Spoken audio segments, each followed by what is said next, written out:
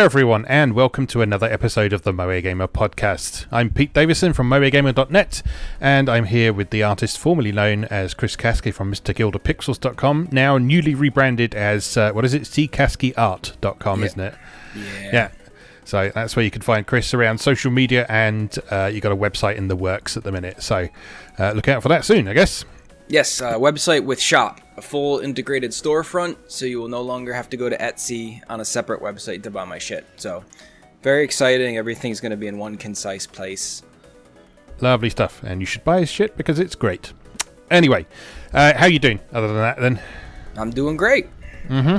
It's been a little while since we reconvened, so we've got some interesting stuff to talk about. Lots of stuff we've been playing.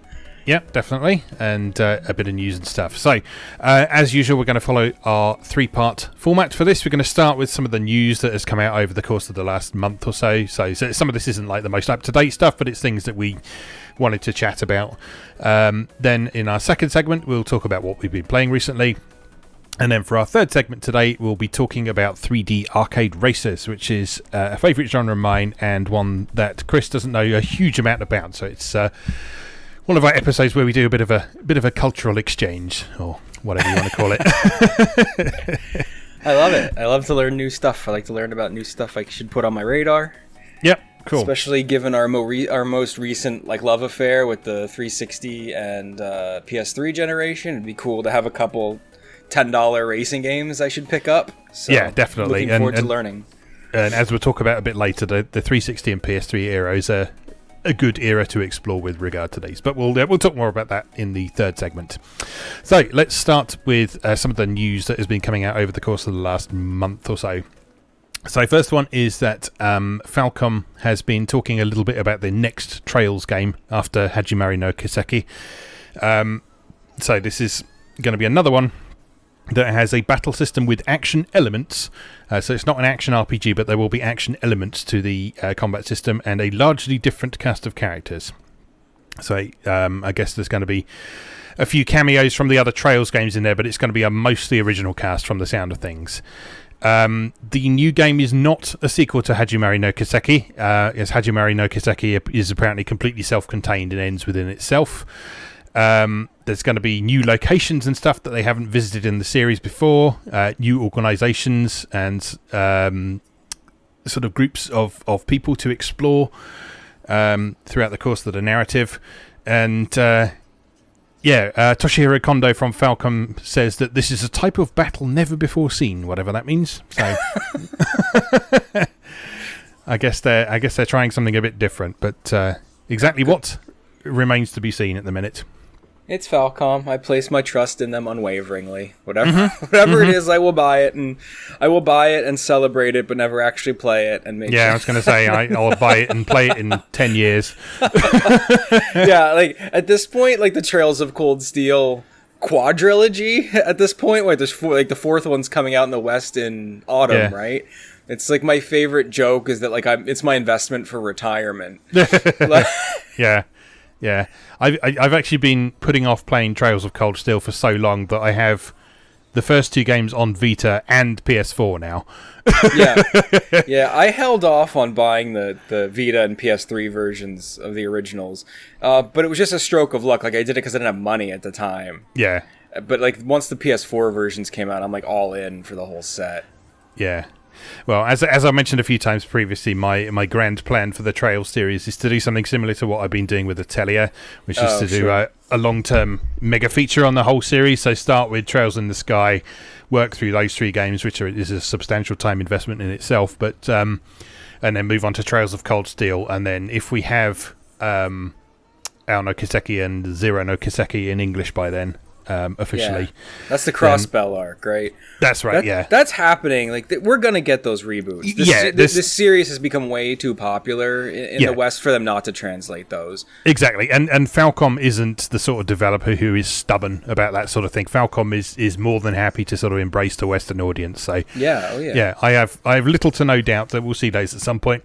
But I still want a Switch cart with all three Trails in the Sky on, please. So that was literally going to be the next thing out of my mouth, because us physical goons. I don't have 2 and 3, right? I only have the original PSP release of 1.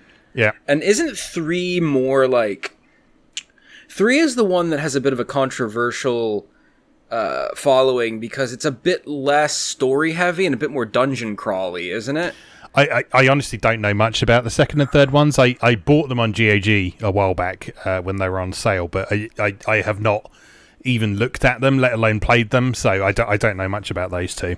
I remember reading, it might have been on like Hardcore Gaming 101 when they did like their profile of the series, but like I guess 3 has this like kind of like traveling through like different like dimensions thing where you like go to different like dungeons, and it's a bit less like talky and a bit more like heavily mechanical focused, which means it's probably the one I'll like the most. I was going to say, sounds right up your alley, doesn't it? Yeah. The only other thing I remember about the series is the second one nearly nearly meant that we don't have a Carpe Fulgur anymore. So yes, that one nearly drove poor Andrew Dice to something he would have probably regretted. But thankfully, he seems to have recovered from that and is doing some other projects now. But yeah, difficult stuff for a time. But yes, so that is my long-term plan for the Trails series. So several people have asked me whether I'm going to be looking at it at some point, and the answer is yes, but I don't know when. Right. One of the new 3D ones, Shara, comes back, doesn't she?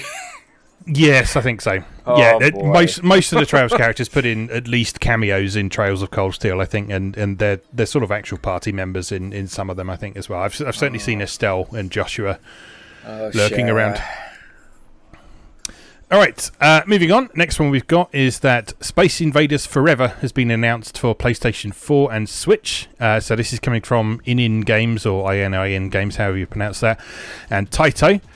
This is a collection that includes Space Invaders Extreme, Space Invaders Gigamax 4 SE, and Arkanoid vs. Space Invaders, and it's going to be released both physically and digitally in North America, Europe, Australia, and New Zealand sometime this year. Worth noting that this is not the same Space Invaders collection that Strictly Limited Games did a while back. But it needs to be pointed out that these games are included in that collection that Strictly Limited put out. So really the Strictly Limited one is the better buy, but it's limited, whereas this ININ release is a standard retail release. Yes, the Strictly Limited one also includes sort of ports of the older arcade games as well, so it's got everything back to the 1978 original Space Invaders. It's got Space Invaders Part 2, Majestic 12, Space Invaders Part 4 from 1990, Super Space Invaders from 1991, Space Invaders Extreme, Gigamax 4 SE, Arkanoid vs. Space Invaders, but then on top of that it's also got Space Invaders DX from 1994, Space Cyclone from 1980, and Lunar Rescue from 1979, which is sort of not technically a Space Invaders game, but most people sort of associate it with Space Invaders because it's got a lot of design elements in common with it, and it looks very similar to the original Space Invaders game. So that's also a game that I haven't really seen acknowledged since the Taito Legends connection back on PS2. So it'd be nice to see that again because it's quite a fun little game. It's simple, but it's good fun. Yeah, and as of this recording, that Space Invaders Invincible collection on Strictly Limited, they do still have stock available. Yes. So then that is technically the better buy, but either way, either of these collections are pretty noteworthy because those modern Space Invaders games, this will be the first time they've been available physically and archivable. They've been digital only. Yes. Like Gigamax 4, Arkanoid versus Space Invaders, the console versions of these have never been available in a physical format before for home ownership. Well, Arkanoid versus Space Invaders was free-to-play mobile originally, wasn't it, I think? That's correct, so, yep. Yeah, so it'll be nice to have a version of that doesn't have all the associated bullshit with that. So looking forward to that. Because I did play a little of that, and it seemed to be quite fun, but then it was also like, oh, please buy these boosters and power-ups, and I was like, no. Yeah. we both got into that for a bit, I remember. Yeah. And mechanically, it's sound. It's a lot of fun. Like, the mashup between the two is really interesting. Mm-hmm. But so it'll be great to be able to sit down and play that with a controller, not on a touch screen, and not be bothered by FTP bullshit. Yep, definitely. All right, next up, Puyo Puyo Tetris 2 is on the way for PS5, Xbox Series X, PS4, Xbox One, Switch, and PC, so everything. And that is coming in early 2021. So, apparently what this offers is that there's a new story for the single-player mode. There's a new skill battle mode, which includes item cards that it doesn't really say what they do, but presumably they have various unpleasant effects on your opponent. I mean, when this was first announced, I was kind of thinking, well, what else is there to do with those games? But it seems that there's sort of some other modes in there. There's like tournament modes and lessons and stuff. So it's, from the sound of things, it's Puyo Tetris, but more. Never a bad thing. Yep, exactly.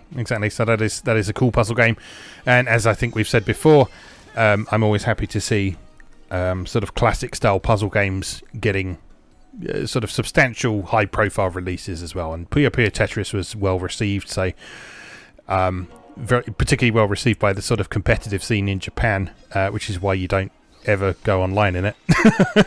Yeah, it's terrifying. But that is coming in early 2020.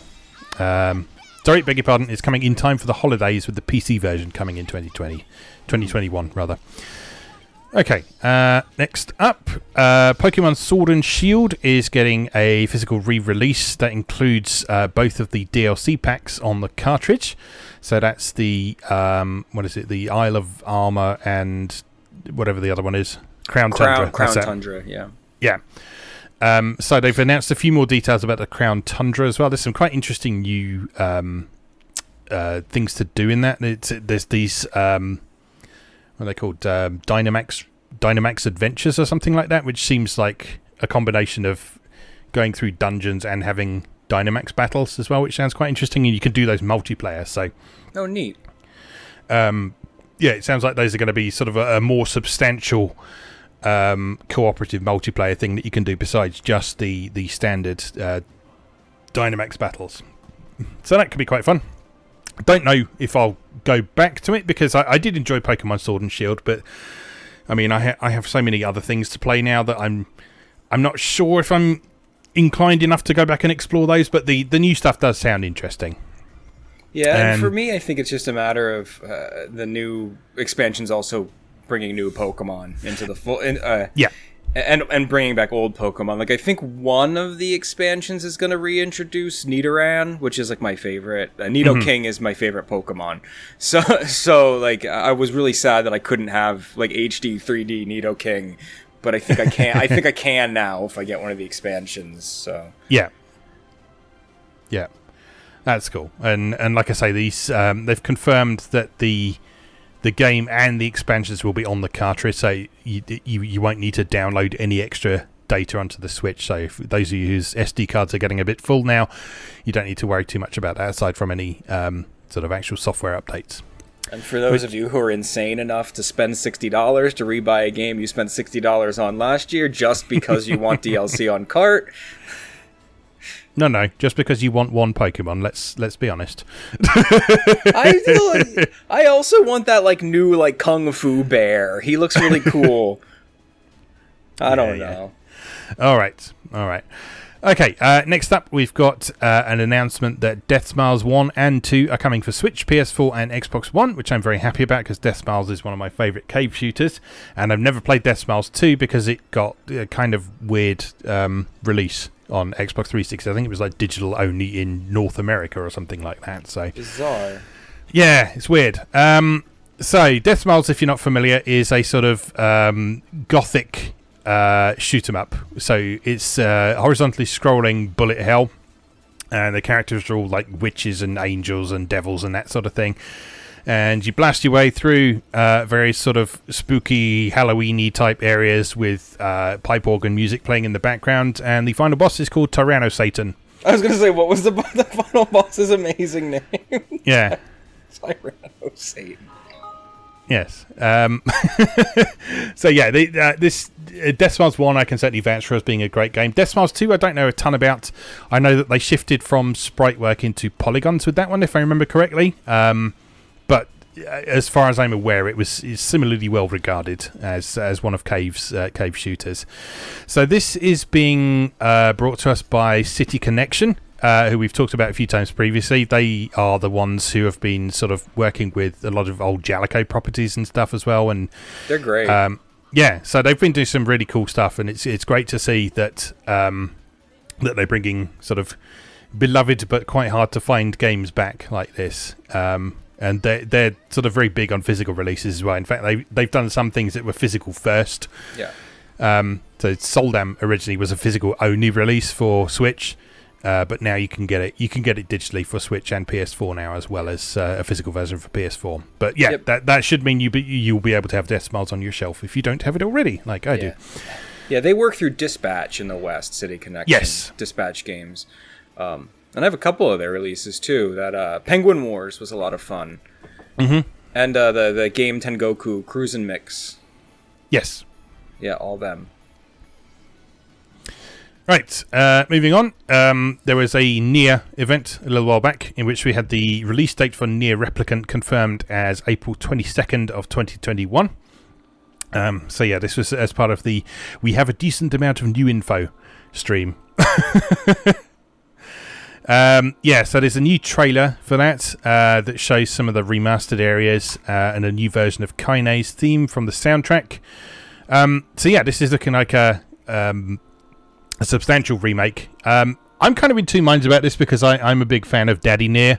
Yeah, I know. It's going to feel a bit weird to go back to Big Brother Nier, but or to play as Big Brother Nier, but. I mean, it's Nier. Daddy Nier is one of the reasons Nier is one of my favorite games. Yes. The idea of being an aging father is like why that game is so like emotionally resonant to me in a big way. Yeah. But at the same time, this remake to me, like, if this was an HD remake of Daddy Nier, I don't think I'd be as excited because this makes it almost a new game to me. Yes, exactly. That's what I've been thinking as well. So, I mean, I've still got Daddy Nier on my shelf for 360, so I can go and play that anytime I want. And this will be hopefully enough of a new experience to make it worth exploring again. So, I mean, the true baller move would be for it to be both, and you can switch it in the options. Like that would be the best. Yes. So they, alongside the release date, they also confirmed a White Snow edition for this that comes with a lot of goodies. So it comes with the original soundtrack, artwork, voice actor scripts, pins, 7 books, and a whole bunch of stuff. So if you have money to burn, then this is something you will probably want to have on your shelf because it's rather lovely. But I know a lot of people jumped on that straight away as soon as pre-orders went up, so I'm not 100% sure if it will still be available by the time you hear this, but worth a look. That's direct from the Square Enix store, right? That's right, yes. Yeah. Yeah. Their shipping is disgusting. I remember when I played Lost Sphere, that was like the follow-up from Tokyo RPG Factory. They did I Am Setsuna, and then Lost Sphere was like the follow-up game that was like a spiritual successor to Chrono Trigger mechanically. And I think the shipping was like $11.99, and it was like a $30 game. The shipping was like $11.99. I was like, I hate you, Square Enix store. Yeah, well, welcome to my life, ordering anything vaguely limited. Well, imagine what it would have been for you. Imagine what it would have been for you then if it was $11.99 for me. Yeah, exactly. I was quite fortunate. I managed to score a copy of Lost Sphere for like 20 quid from my local CEX a while back, so I do have a copy of that. But yes. Right, moving on. A bunch of ex-Lab Zero members have formed a company called Future Club. So this is after Lab Zero basically imploded a while back after inappropriate behaviour from Mike Z. So there was a bunch of people left after these revelations came out about Mike Z, and then everyone else got fired. So, Lab Zero is no more, but they live on through Future Club from the sound of things. So there's 15 members formerly from Lab Zero in there, and they will be making 2D animated games because that is what they're good at. Yes, they're very good at it. Yes, indeed. So they haven't announced what they're going to be working on yet, but the people who sort of own the Skullgirls IP now have confirmed that Autumn Games own the series IP now, and that any sort of previously planned updates for that game are still going ahead. There's new DLC fighters still coming for Skullgirls. So Skullgirls is still going to live on despite Lab Zero not being a thing anymore. So, and yeah, Future Club's definitely going to be one to watch because, well, I mean, despite everything, they make very pretty, very good games. So. Yeah, I'm very excited to hear about this, and I'm also really interested to see, basically just kind of their output from like the perspective of someone who's also interested in the game industry, because they're structuring the company radically differently than a lot of game developers do, and it's actually going to be they're calling it cooperatively structured from a business perspective, like it's going to be employee owned. Which is abnormal for a game development company. Usually, there's an owner or a CEO, but they're actually like integrating it at a horizontal level where everyone will have a stake in the company, which is really cool because it means everyone has a stake in the performance of their goods. It's not just one person wielding a hammer, essentially. Yeah. All right, next up, we've got news that another cave shooter is coming to North America on PlayStation 4. This is Ketsui Deathtiny, which I think we talked about a couple of episodes back. M2 Shot Triggers had done a PS4 port of that. That has been confirmed for Western release now. Came out in Japan in 2018, so this Western port has obviously been being considered for a while. The PS4 version has got a super easy mode, so if you're not good at shoot 'em ups, and especially not good at cave shoot 'em ups, which are very difficult, you can sort of enjoy the game with a bit less pressure on you. And apparently that also makes the hidden boss available to fight without having to do whatever you need to do in that, because cave shooters are known for sort of having fairly obtuse mechanics for getting onto second loops and fighting secret bosses and so on. So the super easy mode will allow you to see and experience that without having to go through many layers of bullshit. I do love some shooters, though.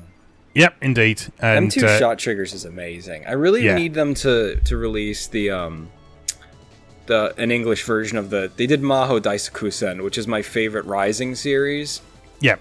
They only did the first one, but that's out of 3, but that's still good enough. Those games are incredible. Mm-hmm.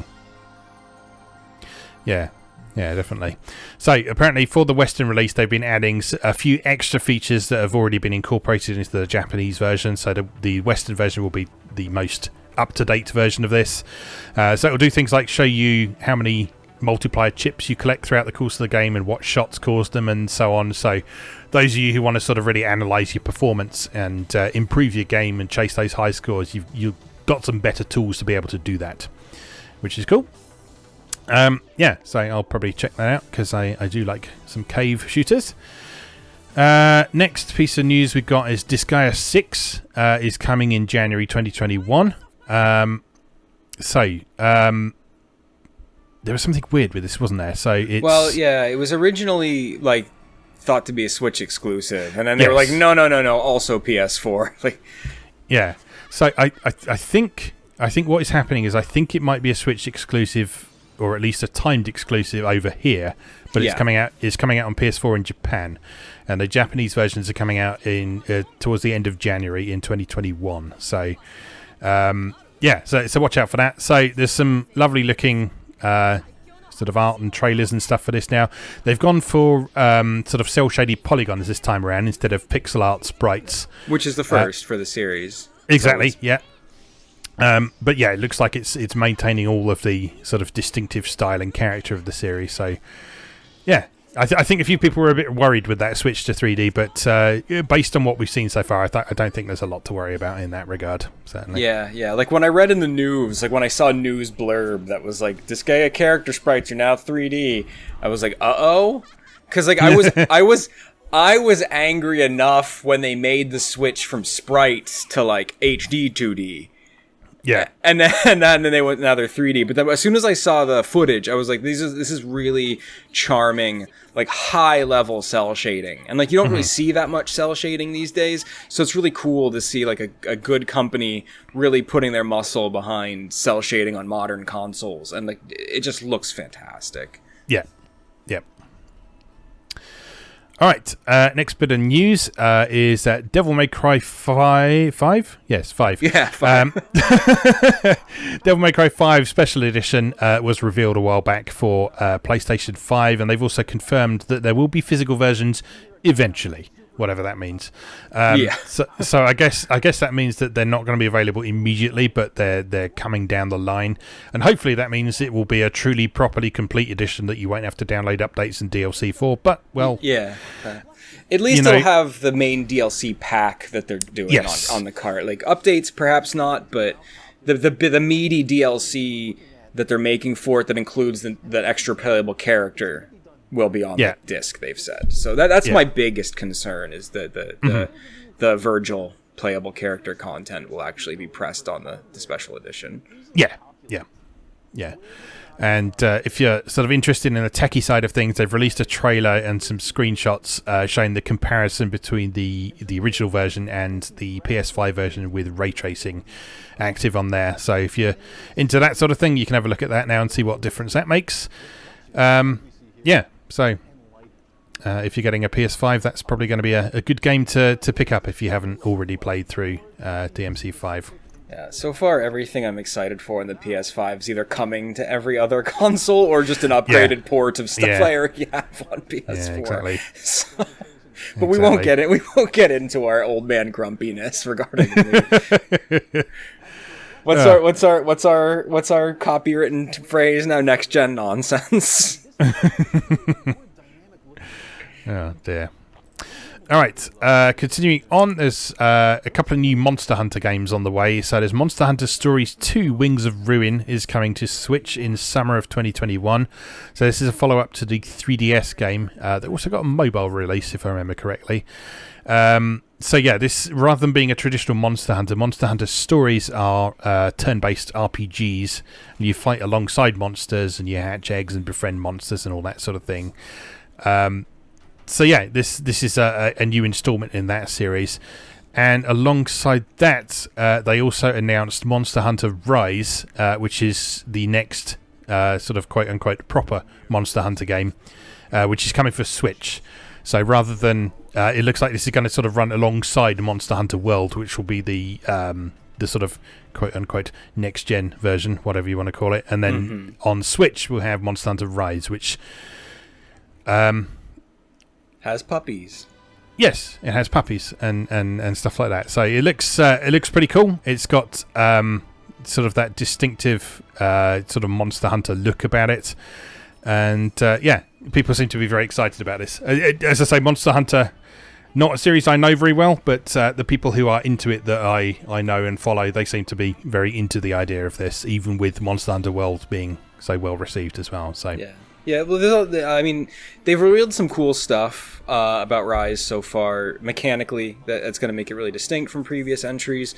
There's like now a grappling hook style mechanic, which is kind of lifted from World, but that was really well received in World. So it's really cool to see something like that being added into proper Monster Hunter for like environmental traversal stuff. And the dog is a huge addition because...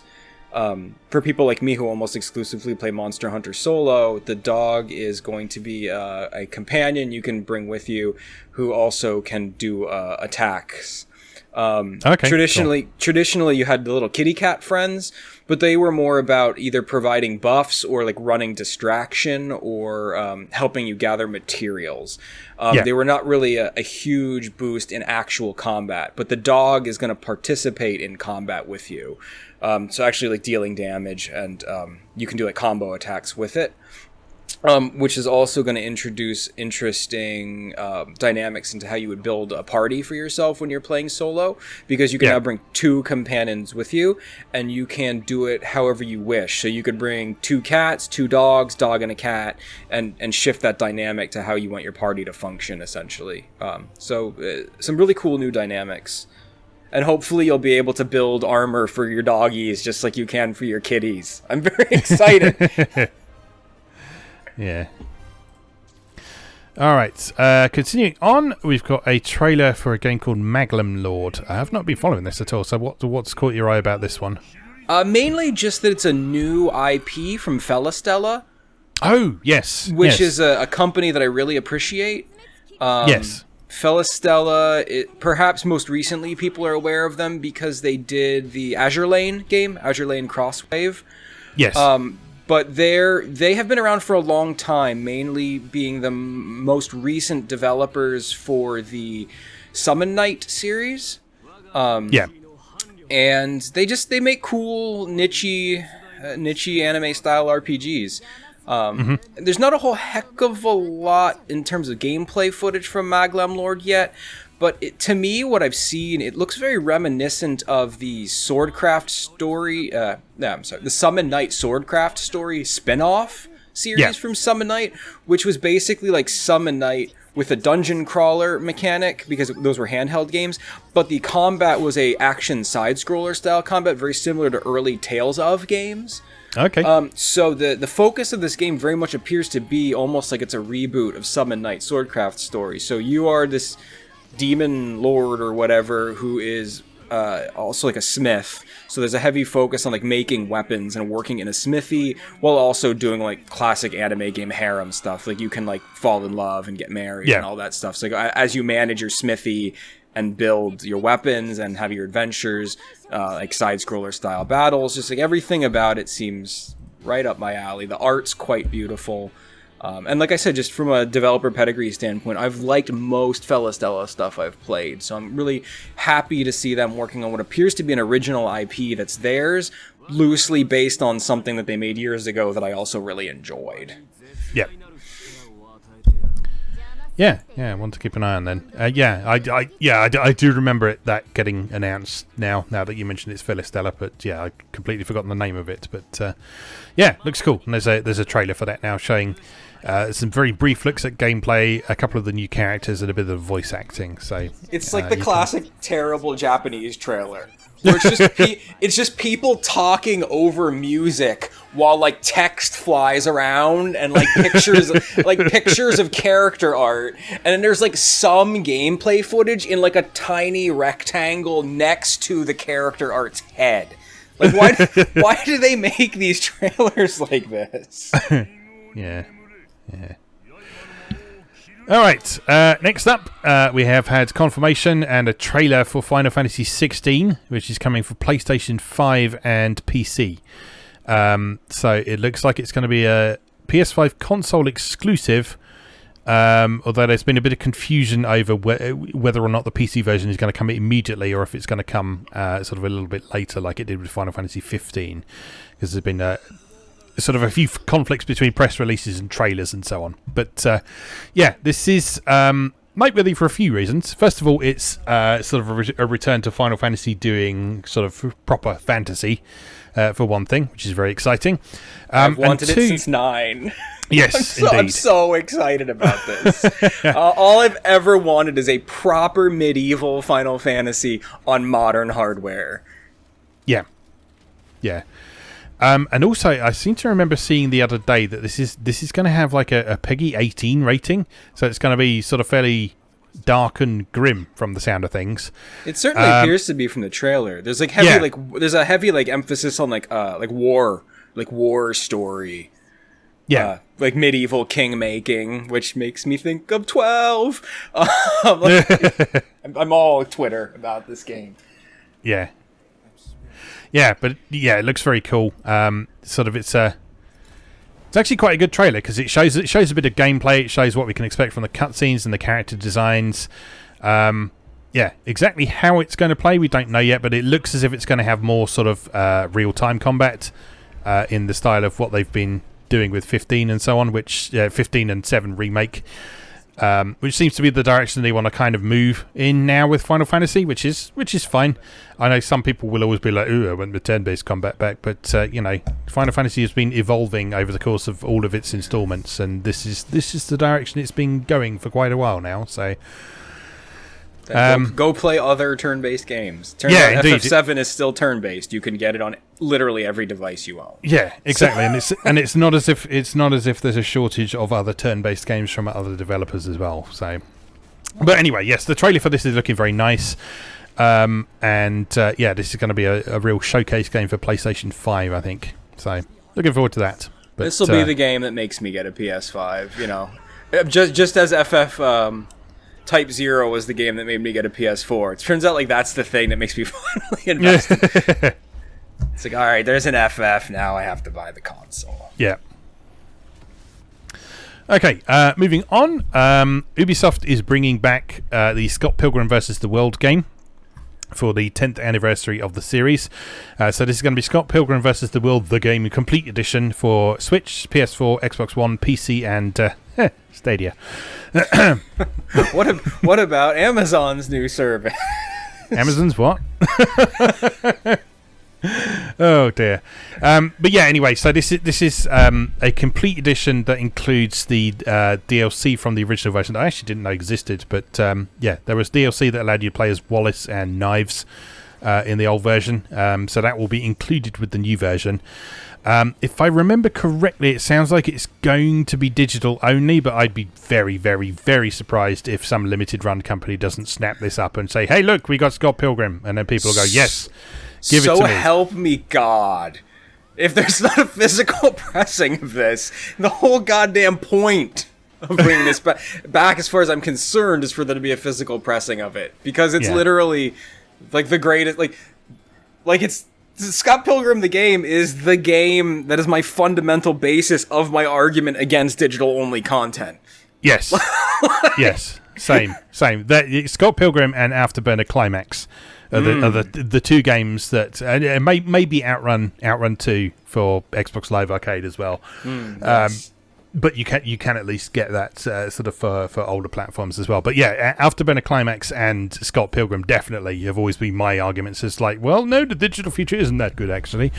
But yeah, so as you say, there had better be a box copy of this at some point. Otherwise, so help me, there will be trouble.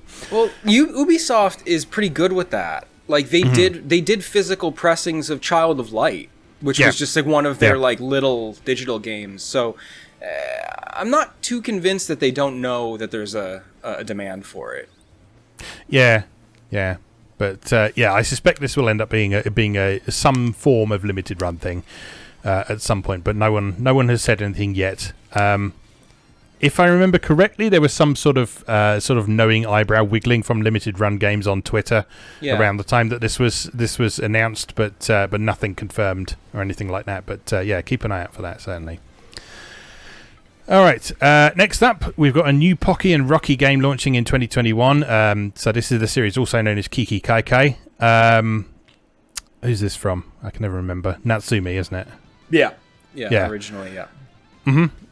So this is great because it's the same people who did the recent reboots of Wild Guns and Ninja Warriors again. Yes, yeah, and they do amazing work. Yes. So they do really nice. We talk about enhanced retro a lot, which is sort of games that look like old games but play like newer games and sort of make use of the tech that wouldn't have been possible in the older hardware and so on. So it looks like a 16-bit game, but you can imagine there being sort of a lot of cool stuff flying around the screen, a lot more detail and that kind of thing. So yeah, good to see this coming back because it's not a super well-known series, but it's one of those games that sort of you mention it to people and they're like, oh yeah, I remember that. Do my classic mid-episode eBay check. Let's see what copies of Pocky and Rocky 2 for the Super Nintendo are going for these days.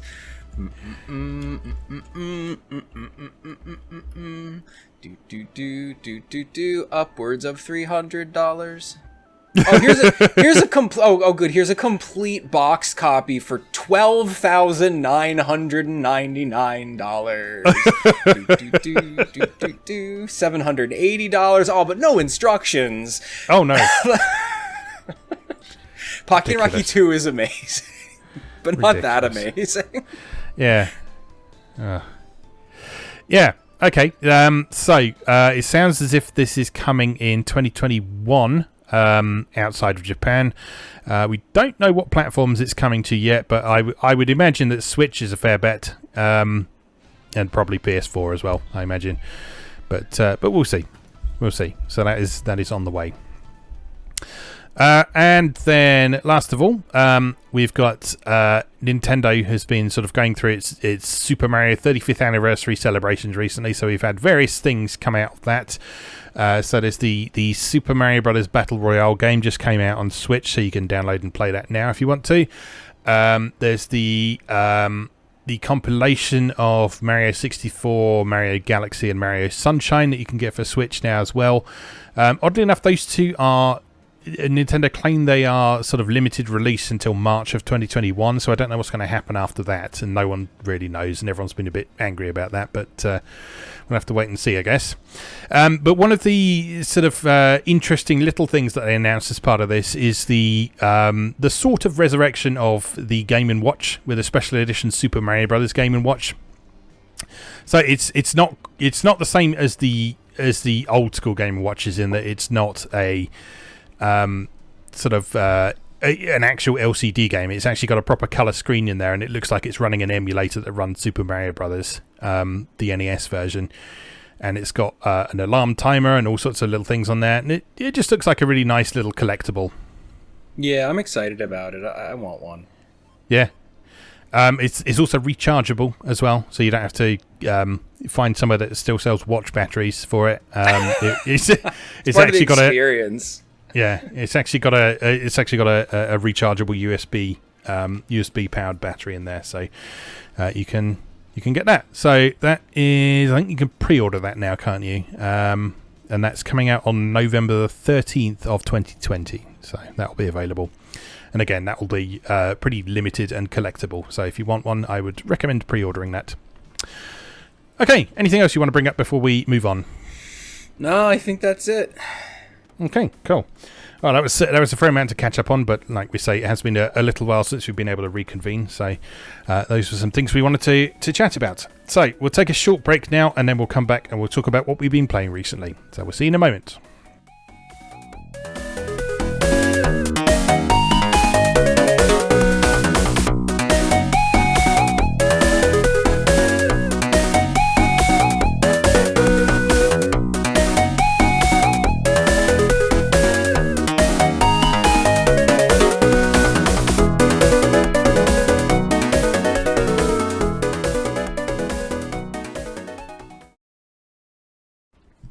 Welcome back. For our second segment, we're going to talk about what we've been playing recently. So what have you been up to, Chris? Oh man, a whole bunch. I recently got my hands on Nexomon Extinction, which I feel like is worth talking about.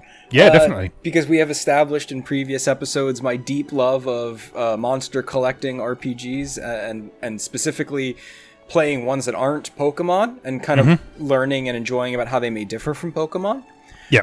And Nexomon Extinction is a really interesting entry in this kind of genre because it's attempting essentially to just be old school Pokemon as much as possible. So if you're the type of Pokemon fan that feels yourself pining for like the days of, I think very specifically the Game Boy Advance era of Pokemon, then boy oh boy, Nexomon Extinction is the game for you. So it's got a bit of an interesting development history. I believe the original Nexomon game was a mobile thing. So Nexomon Extinction is kind of a follow-up to it, but very clearly developed to be a solid console title. So it's very just like solid.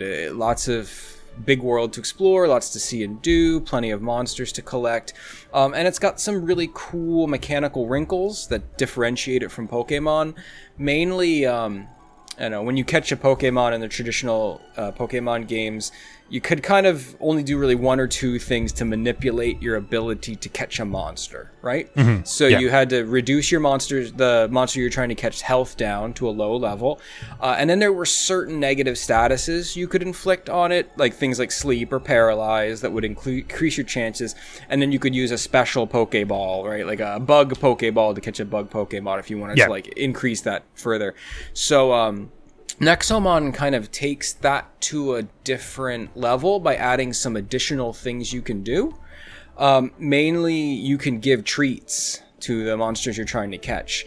Okay. So, after you've beaten a monster, it gets logged in your like little encyclopedia, and then you can see what treats it likes. And then you can carry a variety of snacks with you So besides reducing their health to make them weary, quote unquote, using a specifically engineered Nexo trap to catch them, like one that's related to their element, you can also give them food to try to sway their desire to be caught, essentially. And in Nexomon, what's really interesting is when you're trying to catch a monster before you throw your Nexo trap, you can actually bring up a stat screen that shows the likelihood of catching it. So there's bars with percentages, and then it gives you at the bottom a calculation of how likely that catch is. So if you're not comfortable taking the risk, you can decide not to throw the Nexo trap, go back, throw a couple more treats at it, reduce its health a little more to try to drive that percentage up. And then on top of everything, once you throw the Nexo trap, there's a little button-based QuickTime game. Okay. Where you enter a randomized combination of buttons, and then successfully doing that will also further increase your chance. So there's a bit more of a feeling of control over your success to catch, and a bit more feeling of strategizing there, because you're expending items, and the traps are expensive. So it's a bit... In Pokemon, you could just throw like 100 Pokeballs at one monster, right? And just like, it didn't really matter. Like eventually one of them was going to hit out of like the 30 you threw. And then you could go back to town and buy like a ton more, and it didn't really matter. Yeah. But in Nexomon, traps are kind of rewarded for doing things, or they're quite expensive in the store. So it almost feels a tad more significant when you're able to catch a monster. Yeah. So that's kind of cool and slightly different. Some of the other things that are different from traditional Pokemon are there is no online or multiplayer element. So there is no trading. So that's kind of interesting because, different versions are part of the Pokemon experience. Also, the fact that starter Pokemon are never catchable in the wild in the world, right? So that was to always create a dependency on the idea of trading and breeding, so you could breed starters and socialize with other people. So interestingly enough, in Nexomon, all the starters are actually just catchable in the wild. Yeah. Which is quite nice if you're a completionist like me. You don't have to jump through hoops. There's also no evolutions that are tied to trade, which is great for me because I'm a loner, and that was always a pain in the butt in regular Pokemon. When I liked a monster and wanted to evolve it, but its evolution was tied to trade. Wink, wink, Gengar, wink, wink. But so that's really interesting and different. The other thing that's kind of interesting, and I don't know if it's for a positive, because I don't kind of love it, but monsters' moves are tied to more of like a traditional RPG MP system, stamina. Okay. So in traditional Pokemon, your moves had limited use, right? Like you had Vine Whip. Vine Whip has 10 uses, and then you have to go rest in between to restore those uses. Well, in Nexomon, you've got all 4 of your moves. They all technically have infinite uses, but they use stamina. Right. So it's just like measuring your magic use in any traditional RPG. But there are no standard attacks, like everything uses stamina. So you have to really balance that carefully and kind of make a more measured decision about whether or not you're employing your more powerful moves frequently and draining the heck out of your stamina, or do you want to just like work with weaker moves and preserve that stamina? So you kind of have to do a lot of balancing act between like, am I in it for the long haul because I'm exploring and covering territory, so I have to preserve that stamina? Or like, am I in a boss battle and I just got to like lay in hard with all my strongest moves? So there's a lot of interesting strategic decisions in there that aren't part of the normal Pokemon formula. That sounds cool. Yeah, I'm really enjoying it, and I know I've shared a couple screenshots with you. Quite a few of the monster designs are really endearing. Some of them are pure Pokemon ripoffs that make me grouchy, but there are a couple ones that are really cool. There's like a ghost Pokemon, ghost Nexomon. I'm sorry, that's got like a Grim Reaper aesthetic, and like as he evolves, he gets like bigger and like more imposing, and he gets like a big scythe and like a robe.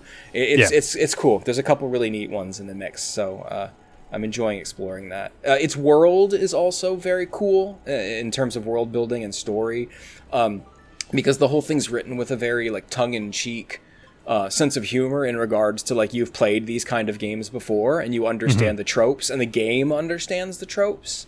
Yeah. So that's very cool. It also has a bit of like a post-apocalyptic feel to it. It's actually quite dark in terms of the story, which is making it really interesting, because it's like society, like human society is kind of on the ropes, because like there's giant like Nexomon that are like terrorizing and like destroying things, and people are making pacts with them and like getting tainted and like becoming evil. And then, like, people will try to, like, make pacts with more powerful Nexomon to try to, like, fight the ones that are, like, destroying civilization, but they end up getting tainted and becoming part of the problem. So there's all kinds of new kind of elements to the story that are not so typical from what you're used to in a Pokemon story. So a lot of reasons to give this a try. Cool. Yeah, I'm glad it sort of lived up to expectations. I know you were looking forward to this for quite a while before it was releasing, so sounds like it's delivered. Yeah, I mean, you've got to take it for what it is, that it's a budget price, independently developed Pokemon clone. But everything I've seen and experienced with it has been fairly positive.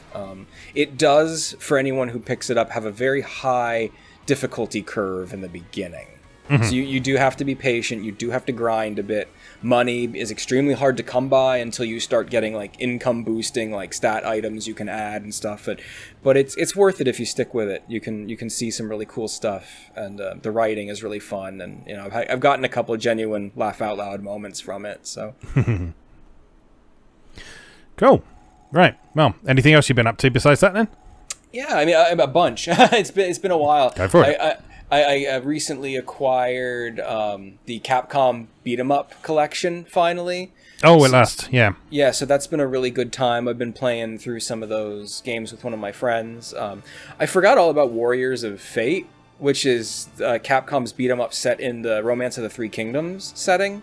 Yes. So it's been really cool to kind of give that a try and laugh about how like badly like Romanized the names were. Like they don't even like I've been trying to figure out who they're supposed to be from my Dynasty Warriors experience based on like their appearance and weapon sets, but it's just like inscrutable. So that's been really cool. I've been enjoying that. I picked up Senran Kagura Peach Ball on a whim because it was on sale. Yep. So that's great because I don't really have any. I think the last pinball game I bought was probably Flipnik on the PS2. Yeah. So I've been enjoying playing that. I don't think it's a great pinball game, but it's cute and fun. So I think the tables are kind of not interesting, but there's so much going on that it's still really entertaining to play. Yeah, definitely. What else? I've been playing Rainbow Skies a little bit, which is the Side Quest Studios sequel to Rainbow Moon, which is essentially an attempt by a European developer to make a very Japanese-feeling game, but it still feels very Euro in a lot of ways. So it's kind of an interesting curiosity. And Rainbow Skies and Rainbow Moon, their big thing is almost a Disgaea style focus on essentially infinite gameplay. Yeah, just like loads of like things to collect and do, lots of opportunities to improve your characters and collect gear. Really cool grid-based combat system. So it's almost like a strategy RPG in combat, but then you actually do walk around the world, explore, and do side quests like a traditional RPG. So it's kind of a fusion of a lot of interesting elements. So that's been a lot of fun to visit. I got the Kingdoms of Amalur remake, which I've been playing a little bit, which is essentially everything that made the original Kingdom of Amalur great 7 years ago, but with a improved camera and all the DLC. So that's been a ton of fun because, you know, I'm sure we've talked about many times, like Skyrim has its strengths and weaknesses, and one of the Elder Scrolls series' greatest weaknesses is that the combat is just so uninteresting that it almost feels like a burden. Like combat is the least good part about Elder Scrolls games. So if you enjoy the open worldness and kind of the plethora of side quests and the exploration of the Elder Scrolls games, but you really wish it had combat that was outright fun to play, Amalur is certainly worth checking out because it's almost got like a arcadey God of War style feel to it. Yeah. Which has been fantastic. So yeah, just a ton of good stuff at the tail end of summer right now. Yeah, definitely. You see here lots of sort of smaller stuff worth checking out. Sort of besides the big names, definitely. Cool. Yeah. Well, I've been playing quite a few different things. I've actually ended up with a few more things on the go than I normally like to have on the go at once. But that's mostly due to the fact that I've been paid to play a couple of them. So you know what? I'm mercenary enough to abandon my principles just for a bit of pocket money. But anyway, I feel like they've been having you play stuff you would have played anyway. Yes, exactly. It's just stuff that I would have played anyway, but I just ended up having to get to them a little bit sooner. So the two games that I've recently covered over at Nintendo Life, you can find my reviews over there, and I'll be writing a bit more about these on MoeGamer when I've spent some more time with them. First up, we got Moero Crystal H, which is part of the Genkai Toki series for Switch.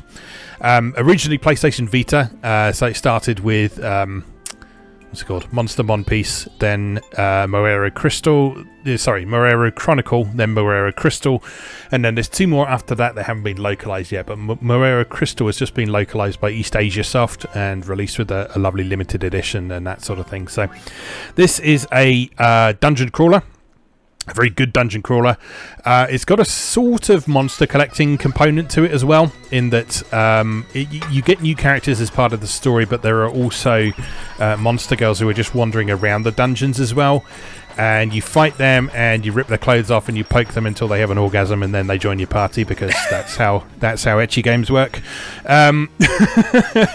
These games are interesting because the monster girls that you can catch, like the non-heavy store related monster girls, it's almost like I always forget you're not a huge Etrian Odyssey fan, but in Etrian Odyssey there are monsters called FOEs. Yes. That roam the dungeons, and you can see them on your map, and they're more powerful boss monsters. Yes. And so Moero, the Moero series did was they basically took the concept of the FOE monsters and said, what if the FOE monsters, but also you could catch them and make them party members if you challenged them. Yes, that's exactly what they do. So sort of you get near one and you get sort of this tense music in the background. You know that something is lurking around the corner, and you can see it on the map, and you wander into it, and you don't know exactly what you're going to be fighting until you actually run into this symbol on the map. And they'll chase you and stuff like that, and then you have a boss fight against them, and you can either just defeat them, in which case they run away and then come back later, or you can sort of go through the whole process of actually catching them, and then you can add them to your party. And there's I think 80 of them altogether in this game. 50 of them are returning from Moero Chronicle. And then there's 30 new ones, plus I think 5 that were DLC for the Vita original, which you can optionally enable in the Switch version. Because those were DLC characters, they are, in order to catch them, they're quite difficult battles as well, so they're stuff you'll probably want to tackle a little bit later in the game. But then they can be very powerful party members as well.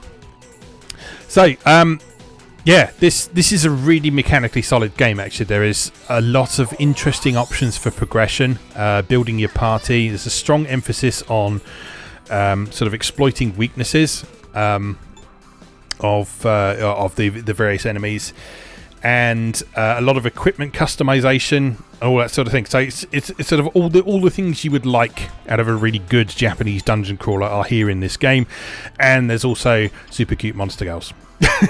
Yeah. As we've talked a little bit outside of the cast, but I have not played Crystal yet. I just got my copy, but I love Chronicle. I played Chronicle quite a bit and really enjoyed it.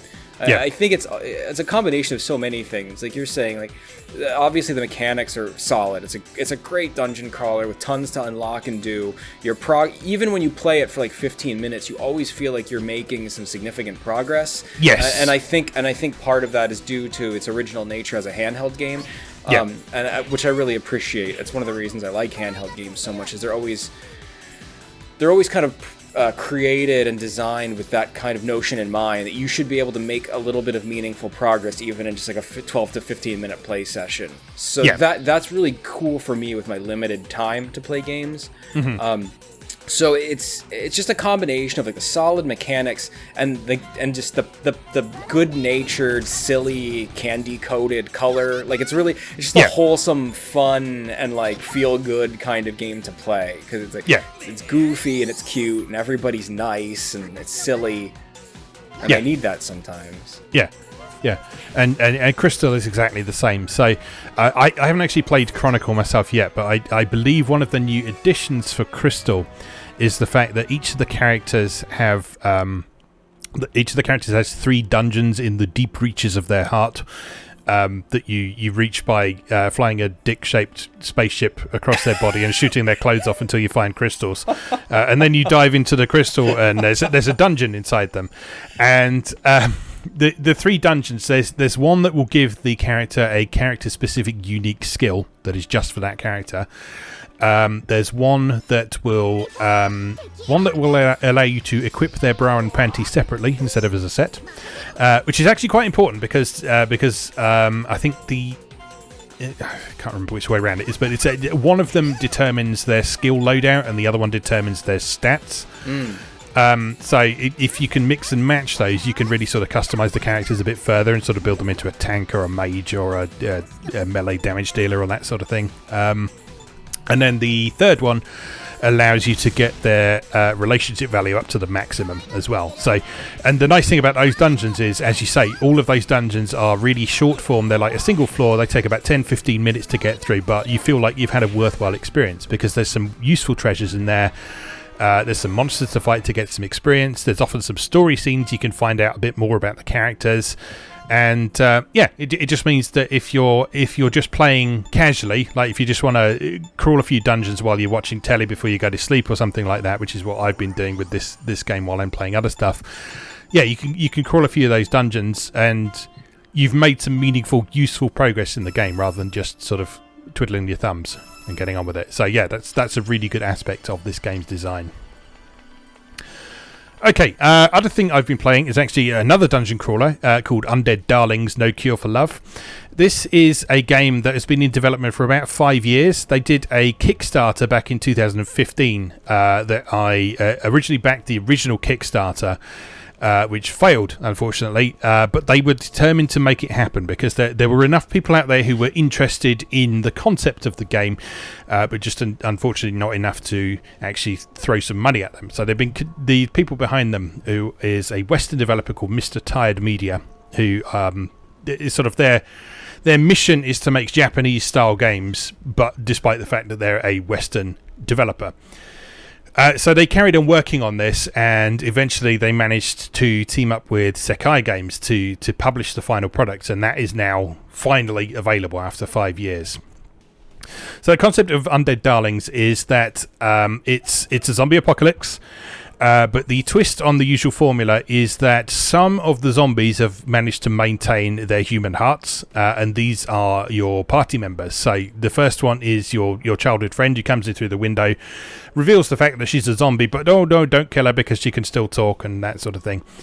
And the aim of the game is basically you get a cure for the zombie virus right at the beginning of the game, but not enough to be able to do anything useful with. So you spend the entire game trying to track down the protagonist's father, who may have been behind the whole zombie virus outbreak, but also knows how to put the cure together.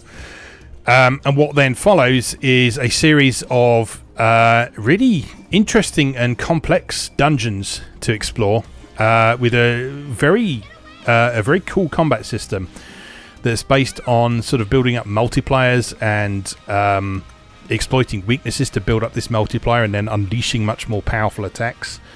And then as you crawl the dungeons, there are various sub-events you can find where you learn a bit more about the characters, you interact with them, you build up your affinity with them. And then apparently there's 9 different endings to the game as well. I haven't reached any of them yet, but there are 9 different endings according to the combination of events that you've seen and choices that you've made and all that sort of thing. And like a single playthrough is like 35 to 50 hours or so. Wow. So yeah, this is a really substantial game. Like when I first saw this, I like really liked the concept, and I thought, this is going to be like a visual novel with a sort of throwaway dungeon crawler bit. But no, this is a really solid dungeon crawler that just happens to have a little bit of visual novel style storytelling in there. That's exciting, because I definitely expected the same thing of it. I mean, I've been following this game for a while. This game has been in the cooker so long that I was an active Kotaku reader when I first when I first found out about it. So that should give you an idea of how long I've been following it. Oh dear, yeah. But it's come out really, really well. I'm really pleased that they've sort of realised all of the things that they wanted to do with this, and they've made a really, really solid game out of this. So at the moment it is digital only, but the developer seems quite keen to talk to some of the limited press houses about it. So hopefully that will happen at some point, because this is a game that I think was in the cooker so long. I want to show it the respect of sort of having a permanent copy on my shelf for sure. Absolutely. But yeah, it's a really great game. I was really impressed with how well it came out. The only slightly weak aspect for me is the voice acting. I mean, it's not bad or anything, but it's one of those games where you've got this incredibly Japanese-looking appearance with very sort of authentic anime-style artwork, and then you've got really, really, really American voices, and it just kind of clashes a bit for me. Can you turn it off? Yeah, you can turn it off, and you can actually turn the voices off independently of the sound effects and the battle voices and so on. So perfect. if you still want to have like battle callouts and stuff, which I do, I'm quite happy with those. It's just the actual dialogue doesn't quite feel right for me. Yeah, you can do that. So obviously the people behind that have sort of borne that in mind as they've got feedback from like beta testers and so on, and that option is in there, which I was really pleased about. The writing in the game is really, really good. It's very, very witty and sort of a bit self-aware, but it manages to pull that off without that sort of obnoxious layer of dripping everything in irony that a lot of Western games do. So it's got really good-natured humour about it. It's one of those games where it's sort of aware of some of the tropes, a bit like you were talking about with Nexomon. It's aware of some of the tropes. It doesn't sort of make sarcastic comments about them, but it sort of acknowledges them, and it sort of clearly regards all its characters very fondly. They're all very interesting characters who have their own sort of interesting backstories to discover over the course of the game, and it's really great, really great. It's funny how much of a slippery slope that kind of writing is, because it's a terrible gamble, right? Like when it's done well, I love it. Like I was literally just saying about how much I enjoyed it in Nexomon. Like Nexomon has me laughing constantly. Yeah. But like remember when we talked about Indivisible? Like I found the writing in Indivisible unbearable because it tried so hard to do this, but it was just so like twee and like not like. It wasn't funny. It didn't do a good job of it. I'm having trouble contextualizing exactly why in words, but like its humor just felt so flat with me that it was like trying too hard, and it didn't feel like it kind of belonged in the world they were trying to build. Yeah. Mainly because like the jokes start pouring in like immediately after your village is burned to the ground and you like just witnessed the death of your father, and it's like immediately like like let's make jokes. But like Nexo, I don't know, like Nexomon's like dumb and it knows it's dumb, so like I don't know. It's tough to comedy is so difficult, and it's really hard to isolate what makes for successful comedy and what doesn't. Yeah, I think for me what makes Undead Darlings work is that it's sort of set in a, well, I say a contemporary environment, but it's obviously what would happen to the modern world if there was a zombie apocalypse. So it is a modern setting. So sort of modern humour doesn't feel tonally dissonant with the setting is one thing. All of the characters are sort of between the age of like sort of about 17 and 22 or so. So they all talk like young people, and they make jokes with each other like young people do. Listen to me sound like an old man, but like there's a lengthy sequence where there's a wonderful sequence of that's what she said jokes, and they just pull it off so perfectly. I was just really impressed that they managed to pull off like such an obvious joke, but they're all in on it, and it just works so well. Oh, that's cool. But it's written from people who are aware of anime tropes and that sort of thing, and a lot of the characters initially seem to embody anime tropes, but then as you progress, you get a lot more insight into the depth of the characters and who these people really are and what their life was before they turned into zombies and what the protagonist's life was like before all this happened and so on. So yeah, it's really obviously been thought through and genuinely well written. So yeah, check that out for sure. Yeah, I'll look forward to it. I have been looking forward to it for a while. Yes, same here. But yes, it is now out on Switch and PC, and is it out on PS4 as well? Let me just check. I don't know. There's some cute girls in it. It might not no, be made. No, but you don't see their pants at any point, so it's probably all right. Yes, it is out on PS4 as well. So £25, well worth that for the amount of game you get there, certainly. Okay, I think that's all I want to talk about for the minute, because there's a bunch of stuff that we'll be talking about in the third segment that I've sort of been revisiting or sort of trying for the first time recently. So we will leave that part here for now, unless there's anything else you want to bring up. No, I think that's good. I think that's the breadth of most of what's been sucking my time lately. Cool, good stuff. All right, we'll take a short break then, and then we'll come back and we'll talk about 3D arcade races. So we'll see you in a moment.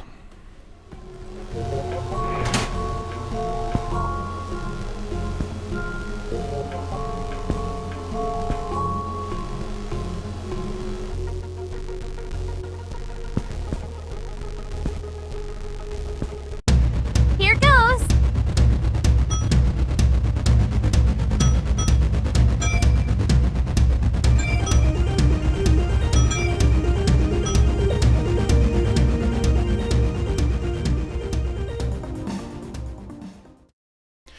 Welcome back. For our third segment today, we're going to talk about 3D arcade races. Now, rather than doing like a comprehensive rundown or a historical exploration of these, I thought since this is a genre that Chris isn't super familiar with, all I'm going to do is I'm just going to talk about some of the games that I've enjoyed over the years, a few recent discoveries that I've sort of found out about in preparation for this episode, and some stuff that I've liked for a long time. So, like I said at the start, think of this as a sort of cultural exchange almost, a bit like when Chris talked about his love for monster collecting RPGs a while back and sort of educated me a bit on some of those that I wasn't familiar with.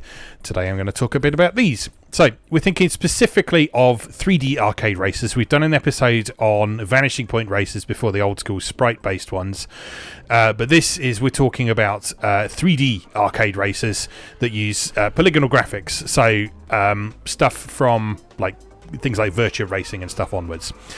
The main reason I thought that it would be worth talking about this right now is the recent release of a game called Inertial Drift, which was published by P-Cube and made by I think they were an Irish developer, Northern Irish. Let me check, because you don't want to get Irish and Northern Irish mixed up because they get angry. Whoa, this looks great. Yeah, this is a super cool game. It's sort of been in the works for a little while. It's got a very sort of 90s neon aesthetic, so it's sort of drenched in purple in neon colours and that sort of thing. It's got a fair amount of inspiration from Ridge Racer Type 4 as well, in that it's got a sort of story mode that runs through it, so there's dialogue sequences and that sort of thing. I need this now.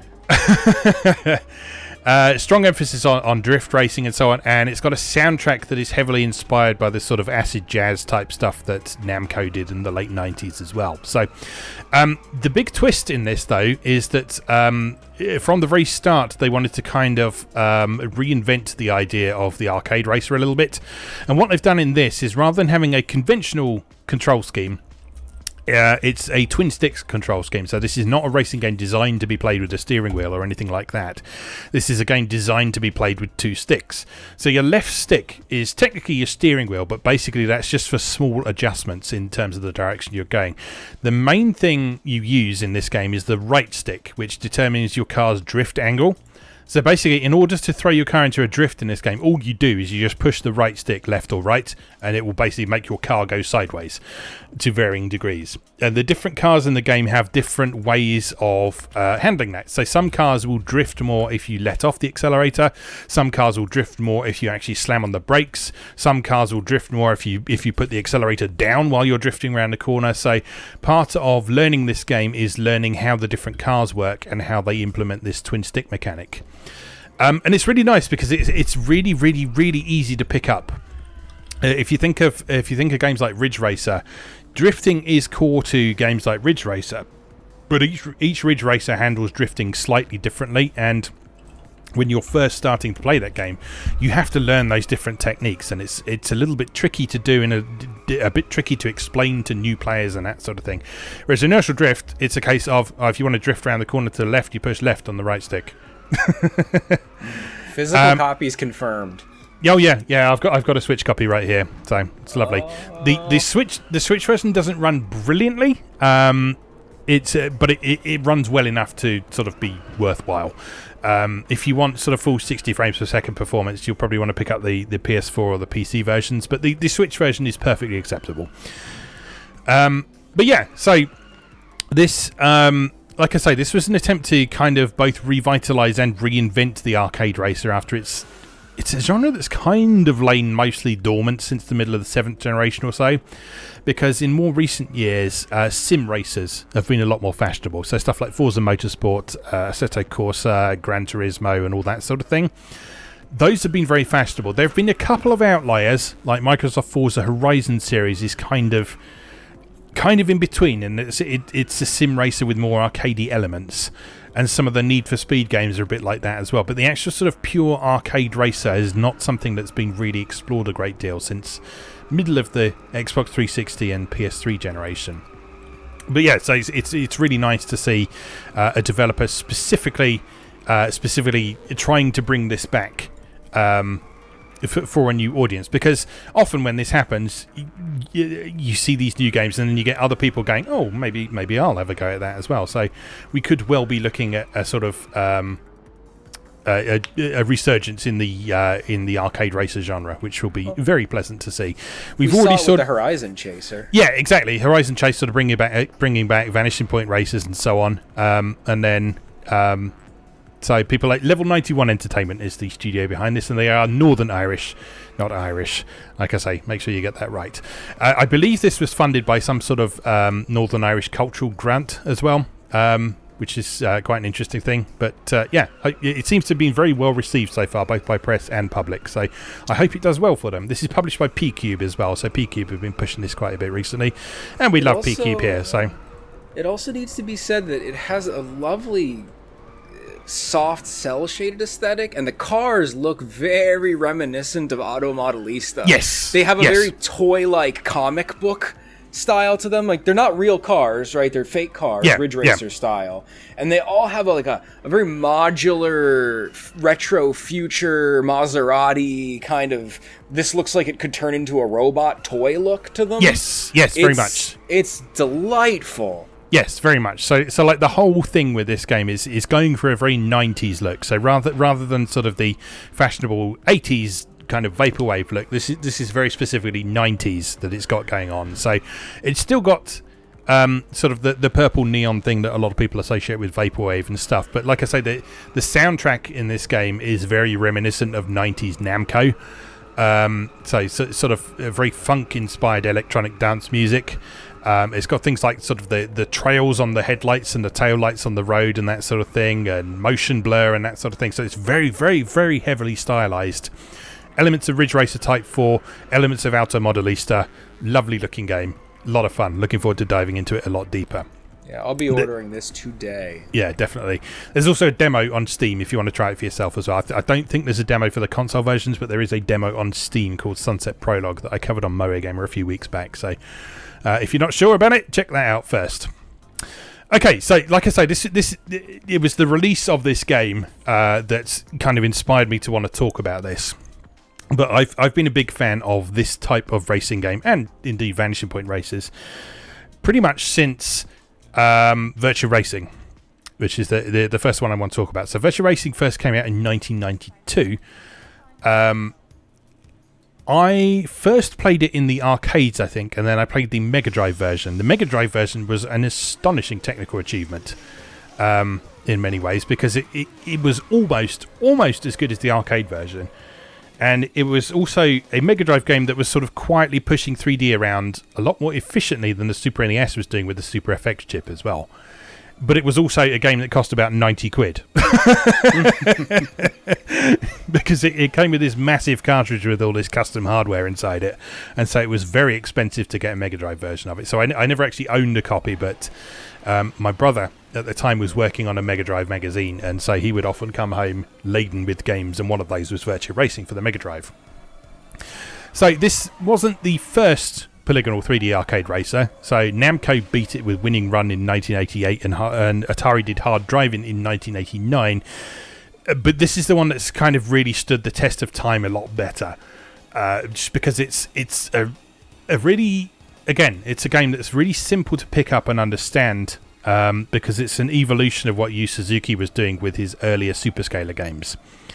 So Yu Suzuki, with games like Outrun and Afterburner and Space Harrier and that sort of thing, he was already simulating 3D by putting 2D sprites in a virtual 3D space and then using the Superscaler tech to sort of move that around. So Virtua Racing was his first attempt to take that to the next level and bring things into true 3D.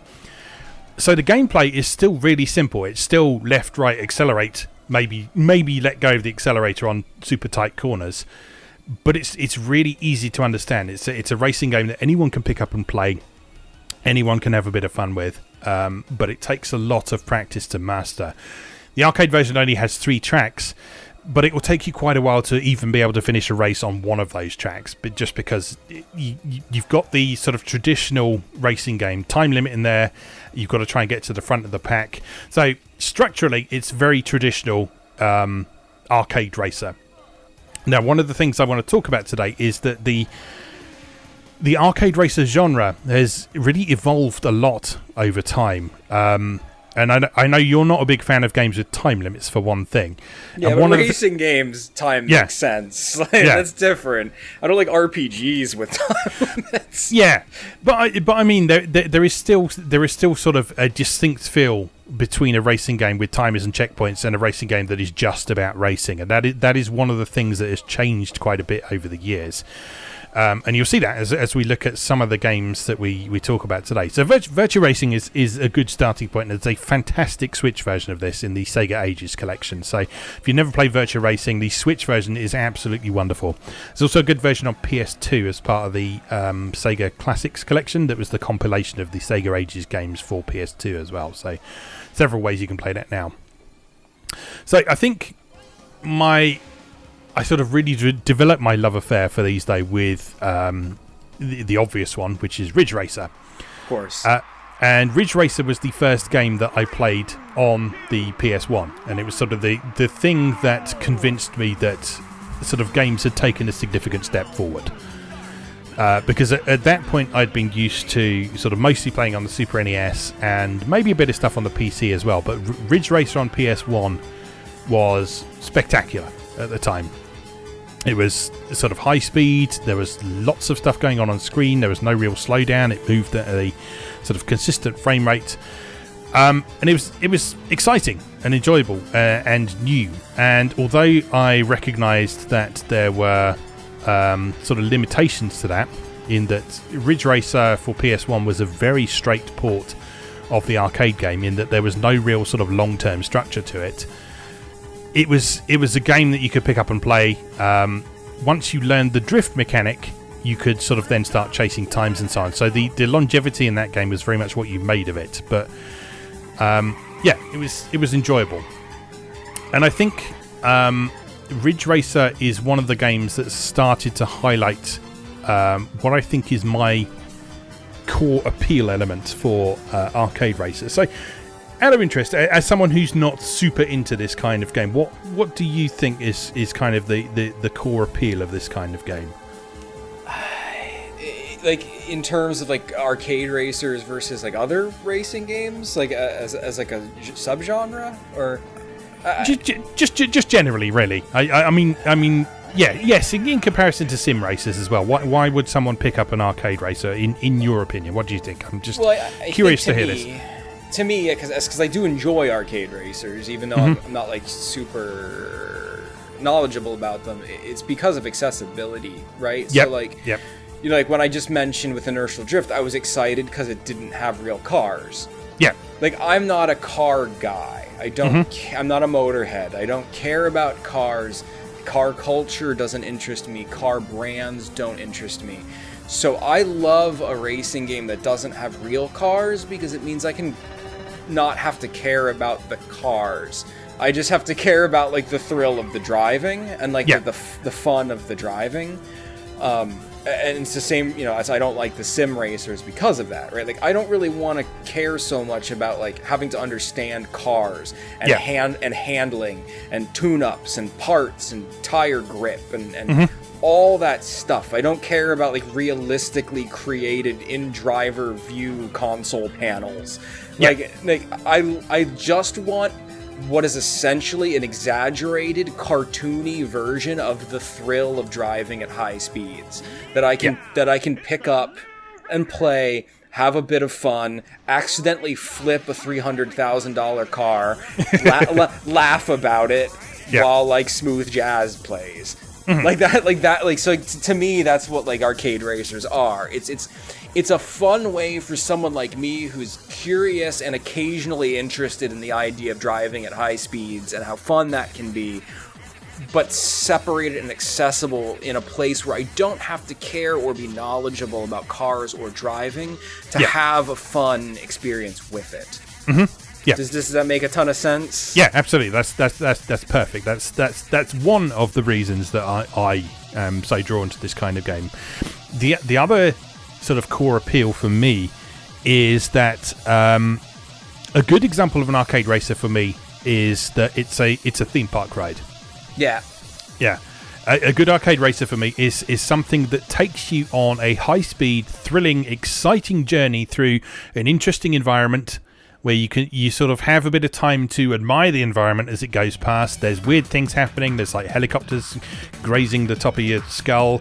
There's sort of tunnels to go through that really emphasize this feeling of speed. There's physically improbable banked corners and maybe loop-the-loops and stuff like that in some games. And yeah, for me, my favourite arcade racers are the ones that allow me to go on an exciting thrill ride.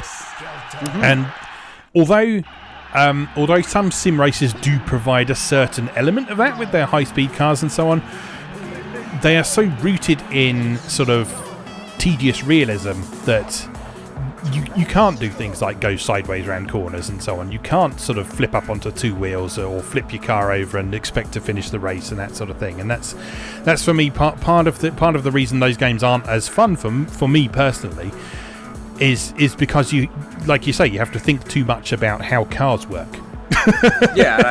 It's the same, you know, we've mentioned about sports games many times. Like, I don't care for modern sports games.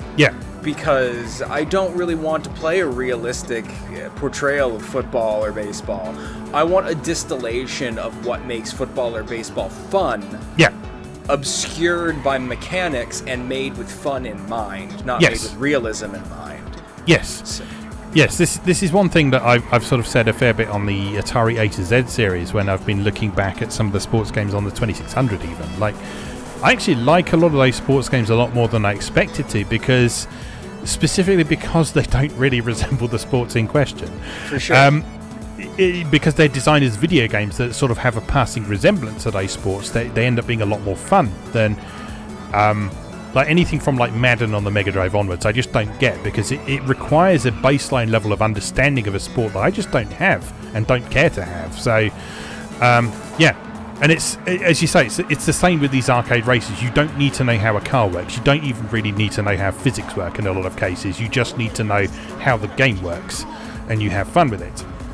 And like Ridge Racer is a really solid example of that, because like cars don't work like they do in Ridge Racer. Like if you turn around a corner, let go of the accelerator, and then put the accelerator down again, your car doesn't go sideways in most cases. But in Ridge Racer, that is how the mechanics work. Once you've learned that mechanic, you can master that. You can make use of that mechanic to have fun and to enjoy this thrill ride, to enjoy this theme park ride through these different environments. And a lot of the games that I've enjoyed over the years very much have that in mind. One of the more obscure ones that I want to mention came out a couple of years after the original Ridge Racer, and it's a game called Screamer, which came out in 1995 for PC. And it is one of the most blatant Ridge Racer rip-offs I've ever seen. It was... I don't know if they specifically marketed it as Ridge Racer for PC because they probably wouldn't have got away with it, but they certainly came pretty close to saying for that. And certainly all the reviews at the time said things like, this is the closest you're going to get to Ridge Racer on your PC. But Screamer had all of these things that I'm talking about here. So it has these tracks that sort of take you through interesting environments. You're sort of riding through the mountains and going through tunnels and sort of speeding through city streets and so on. It's got an over-enthusiastic announcer in the background, just like Ridge Racer has. I believe it was developed by an Italian developer. I think they're Italian. They're called Graffiti Studios. And so there's sort of a very, very slight element of broken English in there, which makes it very, very endearing. And in fact, the reason that I've named this episode what it is because of one of the call-outs in Screamer, which is when you have a tight corner coming up, the announcer goes, "Brake for the snake!" Incredible. Which is just amazing. But yeah, Screamer is great. Graffiti Studios, as far as I'm aware, they promptly made 3 sequels for Screamer and then disappeared off the face of the planet. But Screamer was very much a let's call it an homage to Ridge Racer, and then its subsequent ones were very much homages to Sega Rally as well. So, and this was actually quite important at the time because at the time this came out, 1995, the PC market and the console market was still quite separate, and so there was very much a call for Ridge Racer on PC because the official Ridge Racer was never going to come to PC because it was a PlayStation franchise. It's not like today where everything that comes out on consoles pretty much comes out on PC as well. And so Screamer, for people who were primarily gaming on MS-DOS PCs at the time, this is the closest they were going to get to that arcade-style experience. And it did a really good job of recreating that arcade-style experience. It's not quite as slick as Ridge Racer is in a lot of ways. But I was going to say, is it sexy? Because part of the reason I like Ridge Racer is I don't even know how to describe it, why or how, but Ridge Racer is sexy. Ridge Racer is always sexy. Screamer's not sexy. Screamer's got a sort of slightly, I don't know what the right word for it is. It's rough around the edges, but in a sort of endearing way. You can tell what they're trying to do, and they don't quite accomplish it, but they come pretty close, and it's a valiant effort, and you have to kind of respect it for that. But no, it's not sexy. It has incredibly cheesy sort of cock rock music in the background that is sort of unlicensed, sort of composed specifically for it. But it's sort of really charming in a sort of way, in that sort of way. But yeah, it's for me one of the defining games of my love of arcade races was having Screamer, because I had Ridge Racer on the PlayStation. I wanted more until more Ridge Racer was a thing. I could play Screamer on my PC and have a similar experience from it. Now, another one that I know you wanted to bring up was one called Speed Devils on Dreamcast. So, yeah. Tell me a bit about your past experience with this then. I don't even know how much I can really speak to Speed Devils, right? Mm-hmm. Because Speed Devils was developed by Ubisoft Montreal, and it was one of those games where, like, I was young and, like, the Dreamcast was new. And I got it on. I picked it up on a lark. Like someone had. It was like EB Games, right? Like before GameStop or whatever. They would sometimes do like publisher deals. Yeah. Where it would be like Ubisoft games, like 3 for $99.99, and like I remember getting it just like as part of one of those weird deals. And like I've never been a huge racer guy ever, but it looked clearly arcadey, right? Yeah. Because I loved when I was a kid on the N64 the Cruisin' series, Midway's Cruisin' series, and I remember looking at the screenshots and being like, I'm in the mood for a driving game. This looks like a goofy arcadey driving game. just with the Dreamcast hardware, the power of, at the time, like the power of 128-bit, like I've got to have it. And like, so that's what it is, really. It's just an evolution of that specific type of 3D racing game set in what is the delightful, like, crappy grittiness of like early 2000s cool. Yep. Like, a devil with sunglasses on. and like everything's like grungy and like brown and gray, and like it's just got like an irreverent, like kind of punky attitude about it that I find kind of cool from a stylistic perspective. But like literally otherwise, it's just a solid arcade racer with unrealistic physics and fun high speed stuff, and the environments are, like you were saying, like amusement park rides. Like there's one where like a UFO chases you for a bit, and I think the final level you're like avoiding a tornado that's ripping the track apart as you play. Like it's just a dumb arcade racer, but it's really well made, and it plays great on the Dreamcast, and it was just something fun and arcadey I could break out when my friends came over. I played Speed Devils a fair bit back in the day as well on Dreamcast, and that element of having friends over was very important to the appeal for it, because it's one of those games that, alongside Soul Calibur, that we played a lot together. And so I have some very fond memories of that game, of just racing with friends through these various tracks and enjoying it and getting drunk and just having stupid races, and no one really cared who won or not, but it was just a lot of fun to play. But as you say, as you quite rightly brought up, this is one of those games that really sort of made me think in my mind of this theme park ride aspect, because the game starts with some relatively normal levels, but as you progress you get variations on those levels that have these interactive scenery elements, which is kind of a step beyond what stuff like Ridge Racer was doing with things like the helicopter flying over the track and so on. In this one, it was actually affecting how the course was put together. So there was a Hollywood level, for example, where the later variation was Hollywood Disaster. So as you were driving around this level, there were earthquakes going on, there were buildings collapsing. You were driving through a movie set, and there was like sort of a shark would jump out of the water at you and stuff like that. And it was just, as you were playing it, you're like, yes, I'm having a really fun time with this. And it's not just because I'm driving a fast car; it's because cool things are happening as well. Putting that fast car in danger. That's an important. That's also an important element of the arcade racer, right? That you were driving a fast $100,000 vehicle, and you're probably gonna flip it and destroy it. But then, like, a screen's just gonna reset, everything's right again, and you can go. And Actually, I'm glad you said that, because that's a nice segue into some of the stuff I want to talk about next. So, I want to talk a bit about Burnout. But before I talk about Burnout, I want to talk about a game called Thrill Drive. Have you ever heard of this? I have not. Right, Thrill Drive was a Konami game from 1998, beg your pardon. And no one seems to have heard of this. I believe it had a fairly limited release in the arcades. I think it was bigger in Japan than anywhere else. It did get a limited release in both North America and Europe. And I know this because when I was at university, there was a Thrill Drive machine in our university bar. And Thrill Drive is a game in which you pick a car from a selection that includes small cars, medium cars, a large truck, and a school bus. And then you drive along and you try and complete a race. And when you crash into something, you get this horrifying, loud, digitized scream bursts forth from the machine and terrifies you. But you also get a little cutscene of the crash of your car flipping over. And does all this sound quite familiar yet? Yeah, I don't think I've ever played this, but there's apparently 3 of them. Yes. So the interesting thing with Thrill Drive is that it came out in 1998, and it's Burnout.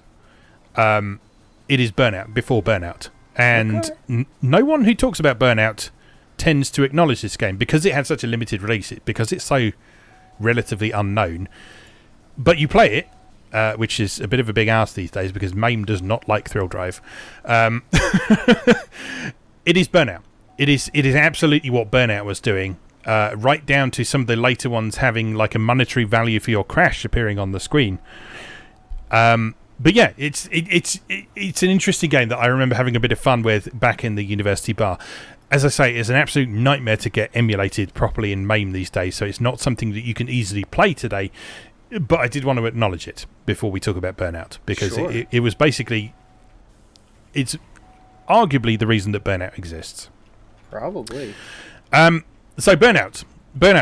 First Burnout came out in 2001, and it was primarily intended to be a showcase for the renderware engine and a deliberate contrast from sim racers.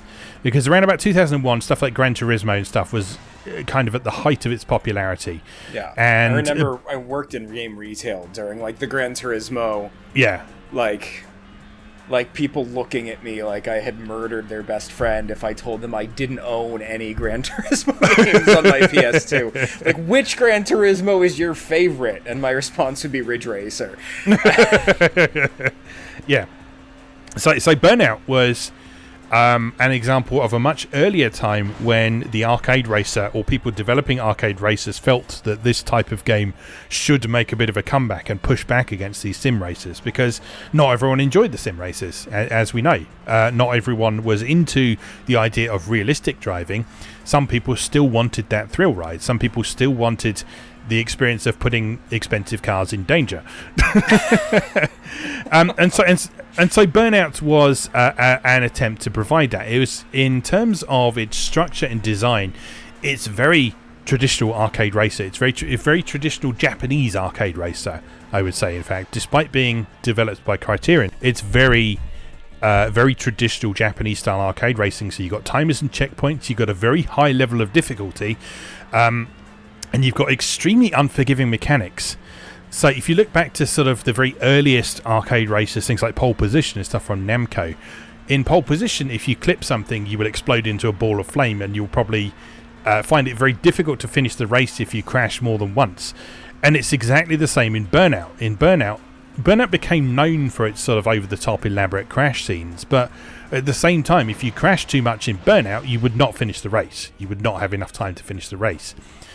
And it emphasised that fact by doing things like it changed the soundtrack. If you crashed more than like 3 or 4 times on a track, it would change the music for the track to something that was a lot more sort of dramatic and intense and so on. That was actually something that Thrill Drive did before as well. This is further evidence that Burnout was probably inspired by Thrill Drive.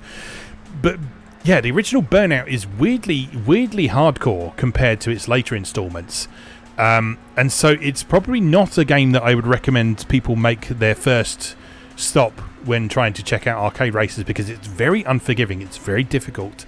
It's quite rewarding when you learn those tracks and you figure out how to do things, but what the Burnout series did is that it evolved over time. It became more forgiving, it became more accessible. And so if you look at Burnout 2, for example, Burnout 2 is structurally very similar to Burnout 1. It's still got the countdown timers, it's still got the checkpoints, it's still got the over-the-top crashes, but it's just a little bit more forgiving. So like in Burnout 1, if you clip another car on the road, you will go into one of those elaborate crash sequences. In Burnout 2, you can get away with sort of trading a bit of paint with people around you. And just that little difference there just makes it a whole lot more accessible and a whole lot more enjoyable. And so I think Burnout 2 is probably my favourite Burnout for that reason, because it's got that good balance between that traditional Japanese style arcade racing and the more over the top side, which became a distinctly Western thing. And so that's a really nice balance between them. Burnout 3 is where the series started its emphasis on sort of more full contact racing. And so Burnout 3 was subtitled Takedown. And so Burnout 3 is where you were a lot more encouraged to actually slam into other cars and knock them into things and push them off the road and that sort of thing. So, and this became quite a defining aspect of Western arcade racers from that point onwards, because Burnout 3 was so successful and so well received. A lot of other Western arcade racers became more about aggressive racing and over dramatic crashes and that sort of thing. So Burnout 3 then led on to stuff like Split Second, which we'll talk a little bit about later on, and also sort of the last mainline Ridge Racer game, which is Ridge Racer Unbounded. Ridge Racer Unbounded was developed by Bugbear, who had previously done the Flatout series, which again was a series of sort of very full contact racing with sort of smashing into each other and that kind of thing. And Ridge Racer Unbounded was very much that side of thing, which a lot of long-standing Ridge Racer fans disliked because it felt kind of like the antithesis of old Ridge Racers, but it definitely has its own appeal, and it definitely fulfills that sort of thrill ride side of things that I'm talking about there. But yeah, Burnout 3 was a real turning point for arcade racers. It's still fun, and the subsequent Burnout, so Burnout, whatever the one on Xbox 360 is called, and then Burnout Paradise, both build on that formula in various ways. Burnout Paradise takes it to open world, which we'll talk a little bit more about in a moment. But yeah, the Burnout series in general is an interesting showcase series on showing how much this genre has kind of evolved and split off in various different directions over the years. So you say you've played a bit of Burnout Paradise as well. Yeah, I do. Right? Mm-hmm. Yeah, I have like the enhanced complete edition of Burnout Paradise on the PS4.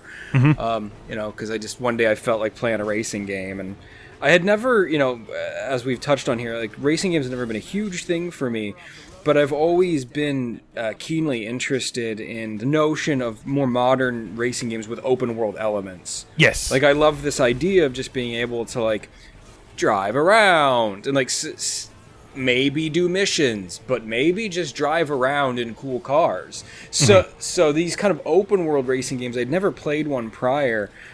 So when this kind of enhanced version of Burnout Paradise became available, I picked it up, and I've had quite a bit of fun with it.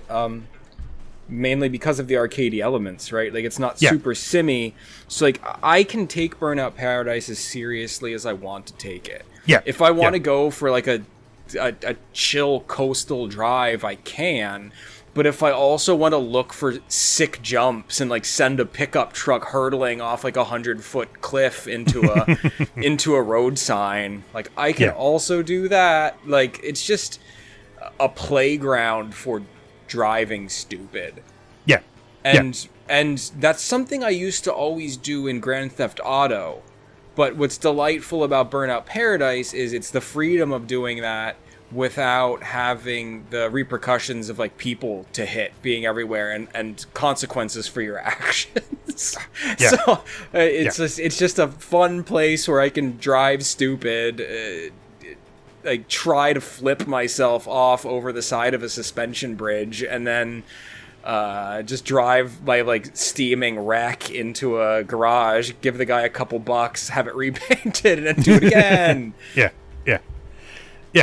Perfect. I'm glad you mentioned that, because this leads me on to talking about what is kind of a distinct subgenre of 3D arcade racers. It's for a while it looked like this was the sole direction that 3D arcade racers were going to go, but the open world 3D arcade racer is very much a thing. And it has been for quite a long time, actually. It has been since about the PS2 era. So I think Need for Speed Underground 2 was probably the first one that I was aware of. I don't know if that was actually the first one that did it. But Need for Speed Underground 2 on PS2, which is a fantastic game, by the way, if you've never checked it out. Back when EA made good games. But yeah, the open world 3D arcade racer is very much a distinct thing. And Burnout Paradise is a great example of it. A couple of other examples that I specifically wanted to bring up today. Two slightly lesser known ones. The first one is Midnight Club Los Angeles on PlayStation 3. And I think it might be on 360 as well. But certainly the version I've played is on 360. And I'm glad you said exactly what you did, because what Midnight Club is it's a Rockstar game set in an open world where you drive cars, where there's no getting out your car, there's no shooting, there's no people saying motherfucker at you all the time.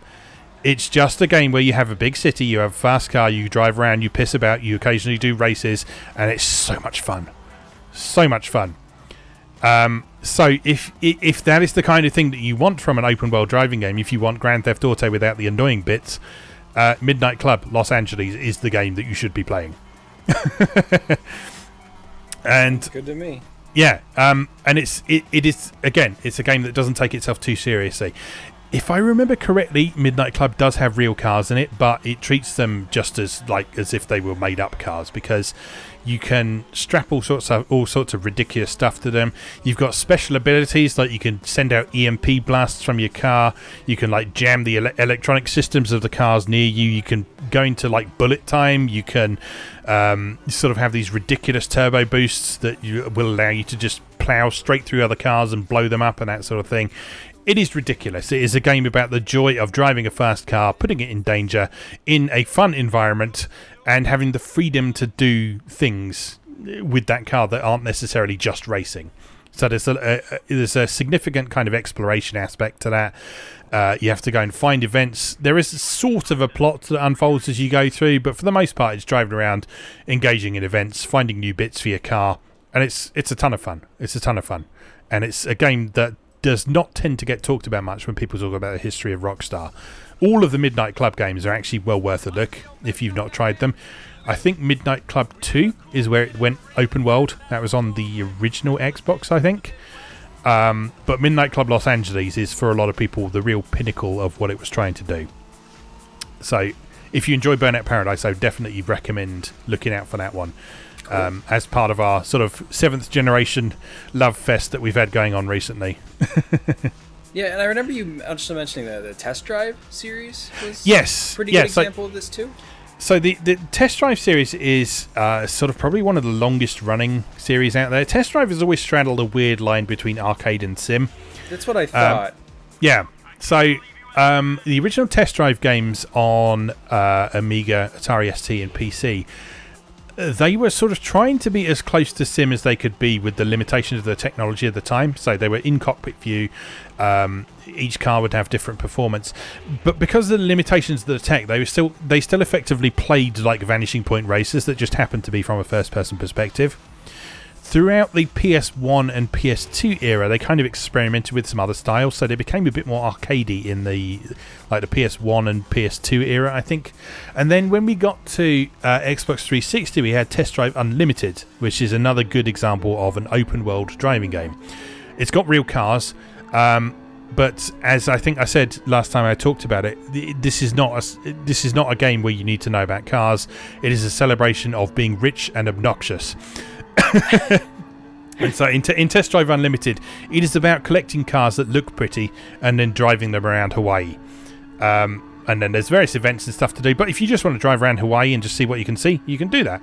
And that is one of the reasons that game is fun. It is an enjoyable game for that reason.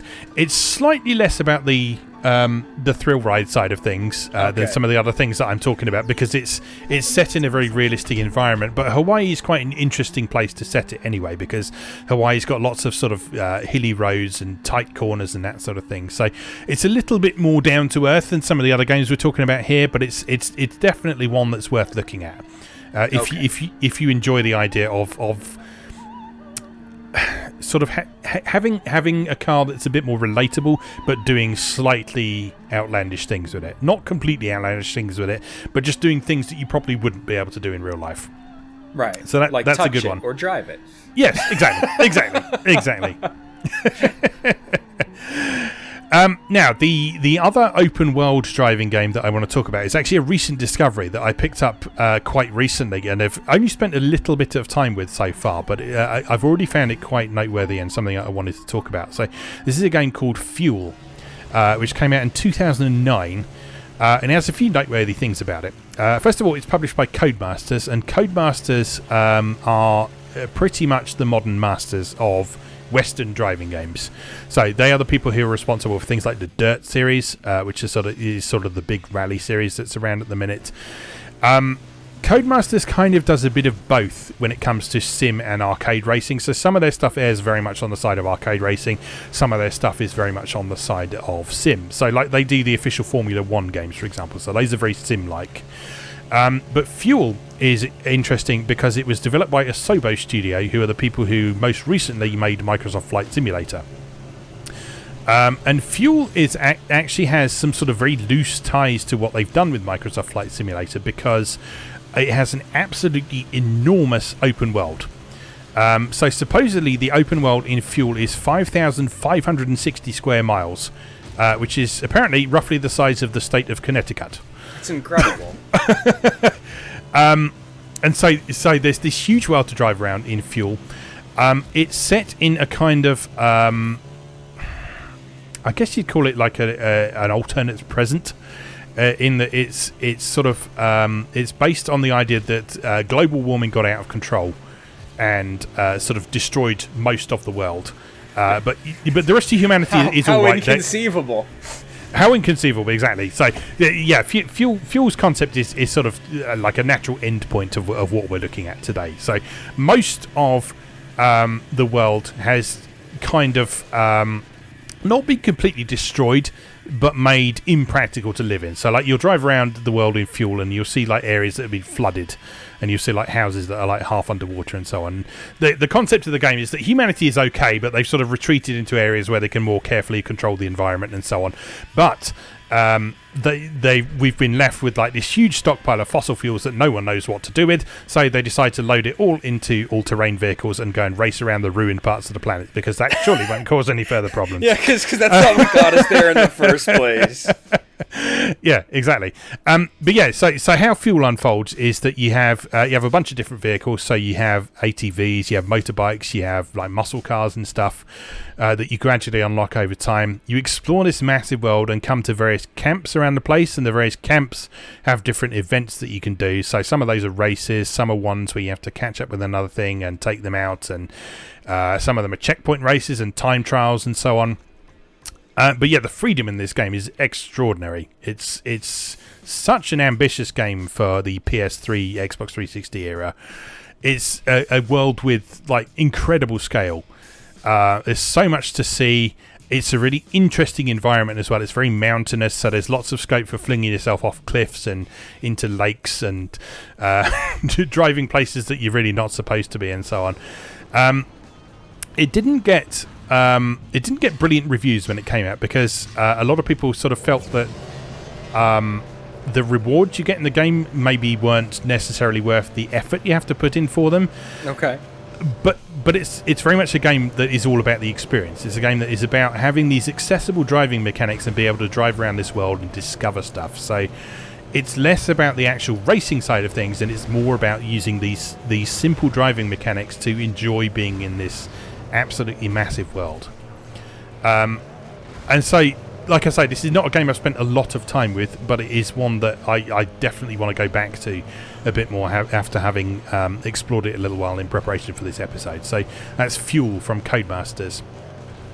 And this brings me on to another sort of distinct subgenre of arcade racers that I want to talk about a little bit as sort of basically the last but one thing we talk about here. And that is off-road racers. Now, off-road racers is not a genre that I particularly really explored a great deal in the past. It's not something that I really felt that really resonated with me, but there's just been a couple that I've played that have kind of made me rethink that attitude a little bit. And so, I revisited a couple of these recently. One of these is the game Nailed, which is by a company called Techland, who are most well known for their Dead Island series. So, Nailed is the most genuinely terrifying racing game I've ever played. Okay. They're all pretty scary to me, so I'm interested. Nailed is a step beyond. So, I've talked about the thrill ride aspect of this. Nailed is it's an off-road game, but it is an off-road game with deliberately ridiculously unrealistic physics. And so what that means is like you'll fling yourself off a jump and you will go like 100 feet in the air.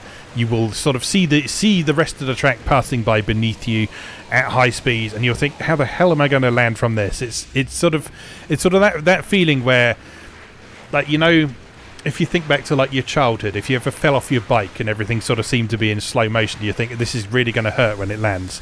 Yes. Most of Nailed is like that. And it's so much fun because it is so fast. It is so incredibly fast. We're talking like sort of F-Zero fast here, but in realistic environments. And and you're sort of driving over these mountains and through the trees and flinging yourself off cliffs and so on. It's not open world or anything like that, but the tracks are designed in such a way that there are sort of several different routes through them. So as you explore them over the course of the several laps that you do them, you can find slightly better routes and alternative courses around or over or under things. And I think it is one of the best examples of the sort of thrill ride aspect of arcade races that I think I can find.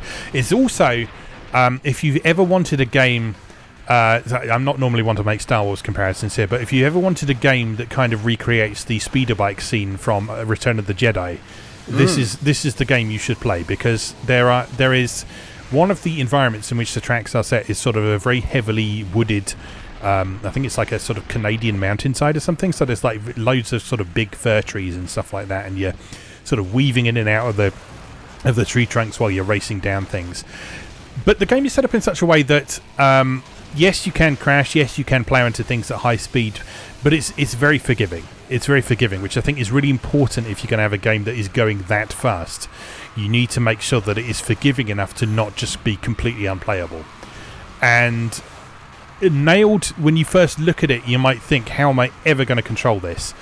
But as you play it a bit more, you sort of really get into the zone with it. You really sort of start to get a feel for how these tracks are designed, and how that in a lot of cases things like the big jumps are deliberately designed to give you a moment or two of almost downtime, because while you're up in the air, there's not a lot you can do with regards to like steering and stuff like that. So you just have to sort of take aim for the thing that you see coming up in the distance, and you can sort of take aim for that and point your nose towards that. But otherwise, you just have to sort of fling yourself off it and kind of deal with the consequences. And the tracks, I'm watching some footage of it now. Yeah, it's, the emphasis on verticality is really cool. You don't see that in a lot of racers. Just there's so much up and down, so much jumping, so much falling. Can I just say too, like, part of the problem I have with racing games, and like what we talked about, like why I prefer stuff like Inertial Drift or Ridge Racer because it doesn't have real cars. Like, I have a weird disconnect when I play video games where I just don't want them to be remotely realistic. Yeah. So like I'm watching the footage of Nailed, and I'm like the sincere like first thought in my head was, this looks really cool. I would play the shit out of this if it were hovercrafts or something. But just because it's bikes and quads in like dirty deserts, I'm like, Yeah. Like aesthetically, it's displeasing to me. So like, no, I know exactly what you mean, and this I think is one of the reasons that I've sort of historically written off a lot of off-road races. And so Nailed was actually specifically recommended to me by a friend of mine when I was asking for some new arcade races to check out, and he was like, "Oh, have you checked out Nailed? I think you'd really enjoy it." And I was like, "I never really played many off-road races, and I'm not sure I'm going to enjoy it." And he was like, "No, seriously, try it." And this looks incredible. It looks like so much fun. And then so like half an hour later, I was back messaging him. It was like, "Oh my god, this is amazing." Yeah, it looks really cool. I just wish wish it was hovercraft. Yeah, no, I know exactly what you mean. But Nailed is definitely one worth checking out. I don't think it's a particularly representative example of what off-road racing games are like, but it is certainly an incredibly fun one. And so that is something that I would encourage people to check out, even if you don't think you'll be a fan of the presentation or the aesthetic, just because the actual fun factor of playing the accessibility, the sheer speed of it, is just so thrilling that it's worth a try. Now, sort of getting slightly more, but not super mundane with off-road races. Another one that I specifically wanted to check out that's a reasonably recent discovery for me is a game called Puyo. And the main reason I wanted to check this out is it's the game that BlackRock Studios developed before they made Split Second. Oh, you love Split Second. Yes, I love Split Second. So, Pure is maybe a slightly more traditional take on off-road racing, but it's still got really exaggerated elements to it. In particular, there's quite a strong emphasis on doing tricks when you're in the air. So there's by Disney. Why did Disney publish an off-road racing game? Yeah, I don't understand how all that happened, but Disney published Split Second as well. It's bizarre. But yeah, so in Pure there's a mechanic where as you're racing around, you can sort of preload your jumps. So what you do is you sort of pull back on the stick to kind of crouch down, and then as you go over the top of the jump, you kind of push the stick forward to kind of make yourself jump a bit higher. And there's a really nice kind of physical aspect to that. And then when you're in the air, you press various buttons and push directions to do tricks. And the more tricks you do, the more this bar builds up, and the more elaborate tricks you can do, and that allows you to get bigger speed boosts and so on. So there's kind of almost like a sort of extreme sports game aspect to this, which is quite fun. What I've played of it so far doesn't seem to be like score based or anything like that. It's all about building up boost. But there are some very, very, very silly jumps in this game. Again, you've got that thrill ride aspect going on with these huge jumps and sort of pulling off ridiculous special moves. Each of the characters in the game has their own unique special move. Like the one character I've been playing has a move called Lazy Girl, where she just basically turns around on her bike and just lies down on it and goes while she's flying through the sky. So there's that really silly aspect in there as well. I haven't played a ton of it so far, but what I have played so far seems like a lot of fun. It's not fun in the same way as Nailed is, in that it's not like super exaggerated high speed flinging yourself off cliffs and things, but the sort of stunt aspect of this is quite enjoyable. So that's one thing worth checking out. So I just wanted to acknowledge those two games because, as I say, off-road racing games is not a side of racing games that I've explored a great deal in the past, but it is a distinct part of 3D arcade races that is worth acknowledging, and judging by these two games, worth exploring a little bit more as well. So I want to wrap up today with two games that I don't know if I want to say killed the genre, but they are two games that killed their developers. And this is Blur and Split Second. So Blur is the last game by Bizarre Creations, and Split Second is the last game by BlackRock Studios, who were sort of under the wing of Disney Interactive at the time. Bizarre Creations were part of Activision at the time, and in both cases these games didn't do well enough for the studios to continue existing, basically. Which is a real shame. So Blur killed off Bizarre Creations and Split Second killed off BlackRock Studios, which is a massive shame because these are both excellent games for entirely different reasons.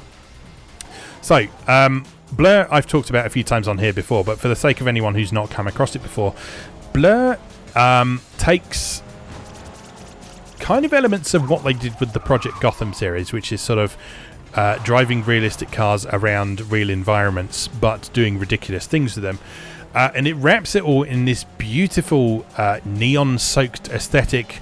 It provides you with power-ups, and it provides an experience that is a lot of people compare to Mario Kart, but it's kind of distinct from that. It feels a bit more like stuff like Wipeout, in that there's lots of big explosions and very stylized visuals and that sort of thing. So Blur is a game in which you can drive a BMW, but where you can also fire gigantic homing rockets at people and send them flipping off around the side of the track. And it's just an incredibly fun game that isn't necessarily about driving well. It's about flinging lots of brightly coloured things at your opponents, watching things explode, and having fun there. So I don't know, given what you've said there about sort of finding games a bit more appealing when they are less realistic, I'm interested what you make of Blur, in that it's kind of got realistic elements and it's also got obviously fantastic elements in there as well. So I'm kind of curious of what you make of what you know of Blur. I've always wanted to play Blur. I've never played it. Specifically, I know it has real cars, but just because of like the neon infused aesthetic. So like, yeah. You know, we talk often, and I've even mentioned in this episode just like 5 minutes ago that you know, because of my like roots in like the arts, like games need to be aesthetically pleasing to me. Yes. Like I have no interest in a game that looks like reality. I can walk outside and be in reality.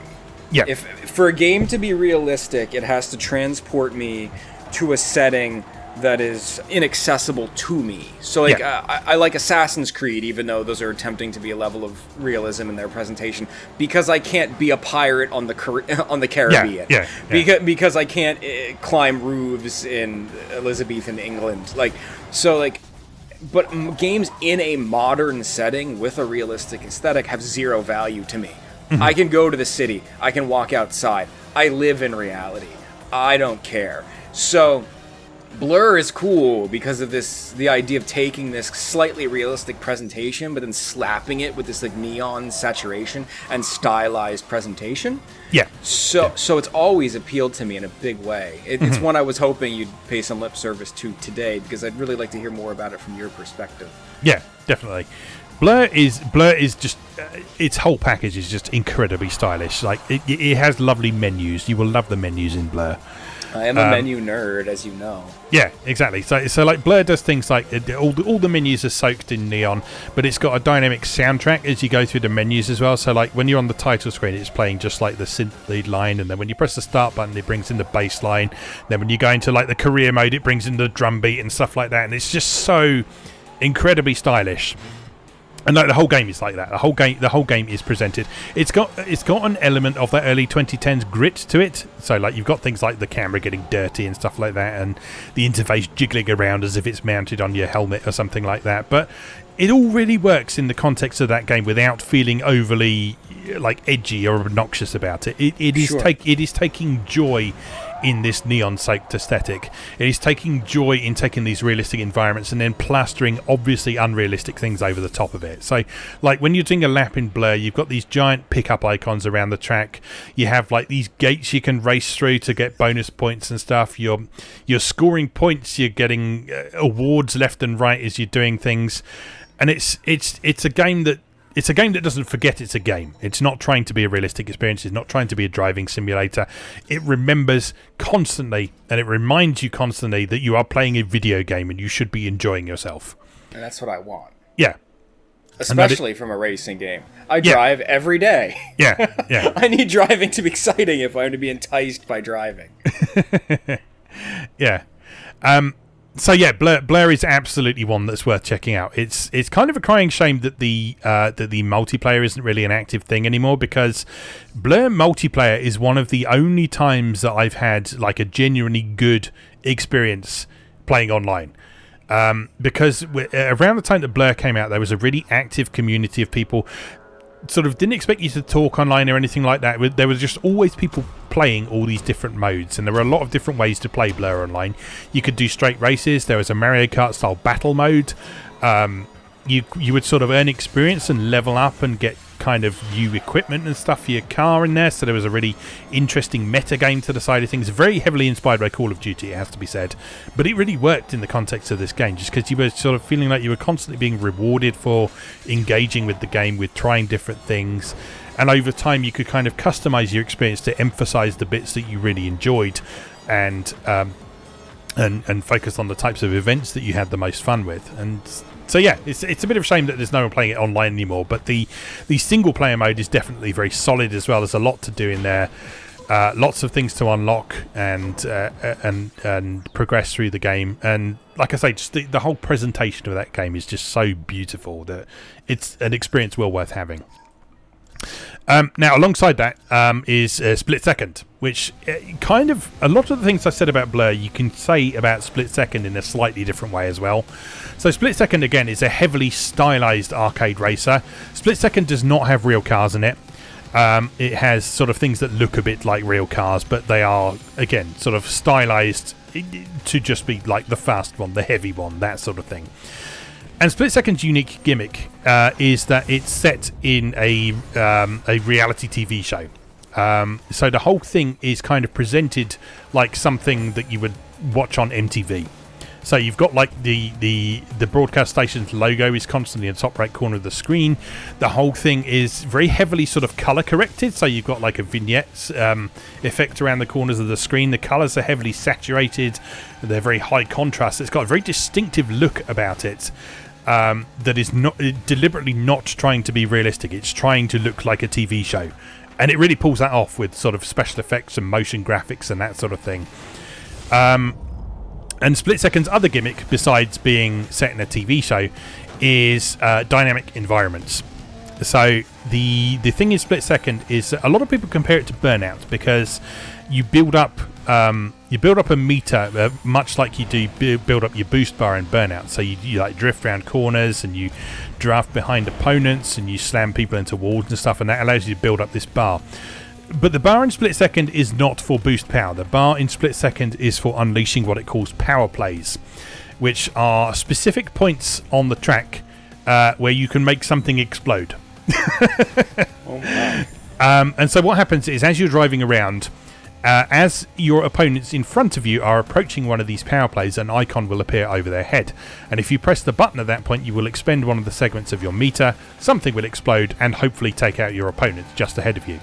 So, because it's happening just ahead of you, you also then have to take care not to get caught in your own trap. But, Split Second is all about causing as much destruction to the course as possible as you're going around the track. And in a lot of cases, these things that you blow up, they have a significant impact on the actual structure of the whole track. So, for example, in one track, there is you'll be racing towards this big sort of industrial tower, and one of the higher level power plays that you can unleash is it causes this tower to collapse onto the road in front of you.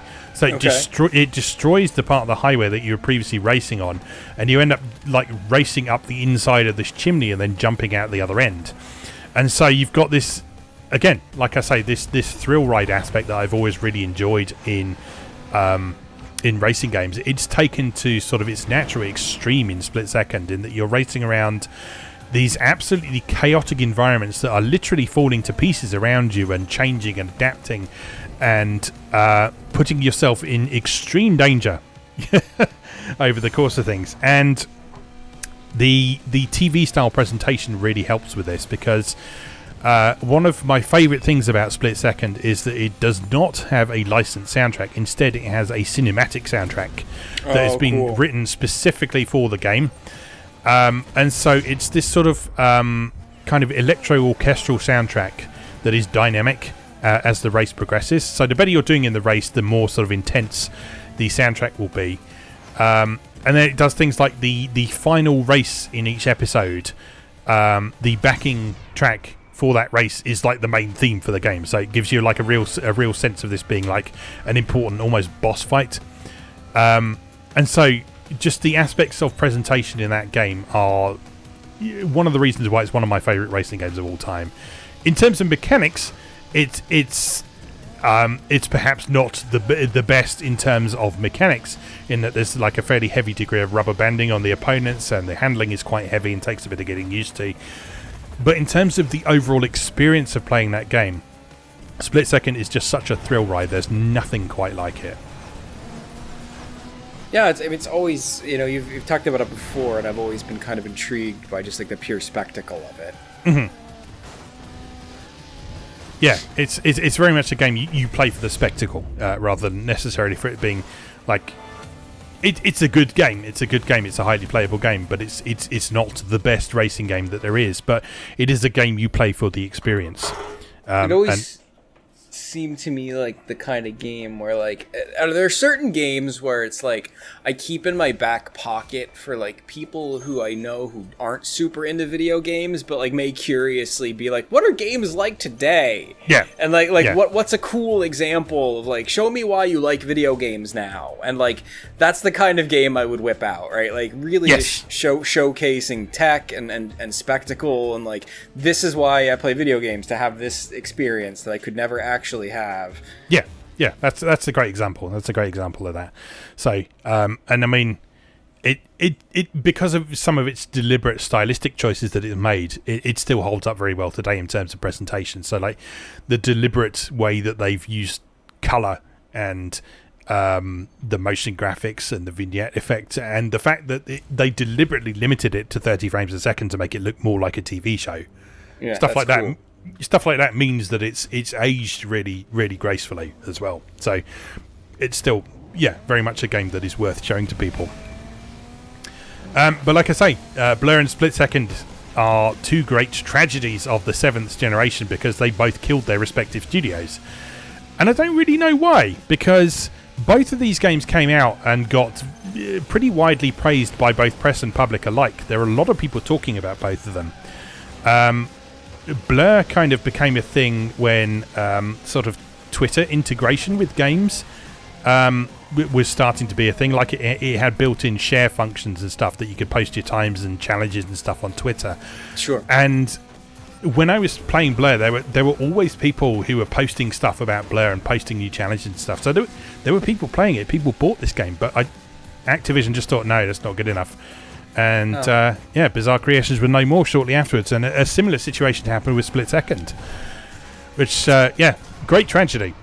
Probably more because of the structure of publisher and developer relationships in that era. Yeah. Like, things are much different now. Yes, very much. Developers have a bit more leeway, and self-publication is real now. Like, back in those days, if you were getting published by like Activision or, God forbid, Disney Interactive, like, if your game, like, everyone just expected every game in that era to be Call of Duty. Yeah. Like, if you didn't sell like Call of Duty numbers, your game was bad and your studio got dissolved. Like, that was just the way the business worked in that era. It was a really awful time for any kind of creativity in the industry. Yeah. Yes. So, like I say, a real shame that happened, and it would be interesting to know if these games had come out today, if the situation would have been different. But I guess we will never know. But at least we can still enjoy them easily, because they were still from an era where you can get a disc, you can play them. Yes, you can't play the multiplayer side of things anymore, but, well, whatever. There are substantial enough single-player components to these games that they are enjoyable to play in their own right. Blur also has a 4-player split-screen mode as well, which was already becoming pretty rare by that point in the industry. But yes, you can play Blur 4-player split-screen as well. So that's incredible. Yeah. An experience worth having. All right, I think those were all of the main things that I wanted to talk about. There's a really broad mix of different games that hopefully shows the sort of real diversity of the 3D arcade racer genre, if you want to call it that. But you can see it's gone through a lot of changes over time, and there's a lot of different subdivisions of it as well. And so it's not so much a case of whether you enjoy games where the cars go sideways when you go around corners, but there are very distinct parts of the genre that you can explore in varying amounts of detail as well. So I hope that sort of highlighted that for you and anyone listening as well, if you want to explore things further. I learned that I want to play Nailed. Yeah, definitely. Yeah, Nailed and Inertial Drift sound like the ones that sort of caught your attention the most. So yeah, definitely worth a look. Anything else you want to bring up before we wrap up? No, I mean, we've covered the breadth of my experience. Yes, cool. All right, let's wrap that up here for today then. So, as always, do you want to tell people where to find you online? And I know there's a lot of new information this time. So yeah. So I as we mentioned at the beginning of the episode, I'm kind of in the efforts right now to kind of reboot my online presence. So my old Mr. Gilder Pixels sites are going away. I am now CCaskieArt, CCaskieArt, on Twitter, Tumblr, and Instagram. I have returned to Twitter just for image sharing, as well as I'm in the midst of rebuilding a new website that's going to have a direct storefront, so you won't have to go to Etsy or bop around the internet anymore to figure out where you can buy my things. It'll be a direct purchase right from my site, which is going to be great. So yeah, keep an eye out. A lot of new stuff on the horizon. Part of the reason I've ditched the pixel reference in my online screen name is because although I will continue to do pixel art related stuff, I'm no longer limiting myself to that stuff. I'm experimenting with some new mediums and some other types of pieces to sell. So I look forward to that. Cool. And as always, you can find my writing on MoeGamer.net. We're still working our way through the Atelier Mega feature at the minute. We're up to Atelier Tottori now. So we're making decent progress, but still a long way to go. On YouTube, you can find video versions of this podcast. You can also find the 3 Atari A to Z series and the new Evercade A to Z series, where I'm going through some of the games from the Evercade lineup. And also Short Play, which is just games I feel like playing and showing off to you at various points. So you'll probably see stuff like Undead Darlings on there at some point. As well as some other bits and bobs from around the place, and probably some of these racing games as well, because I've sort of rediscovered a lot of them and feel like playing them some more, so I may as well do it on camera. Right. If you're listening to this podcast on SoundCloud, as I say, you can also see a video version, including footage of all the games that we've talked about. And if you're watching on YouTube and we would prefer an audio-only version, you can subscribe via SoundCloud, Spotify, iTunes, and probably some other places that I haven't thought of around the internet as well. So, just remains for us to say, as always, thank you very much for watching and or listening, and we'll see you again next time.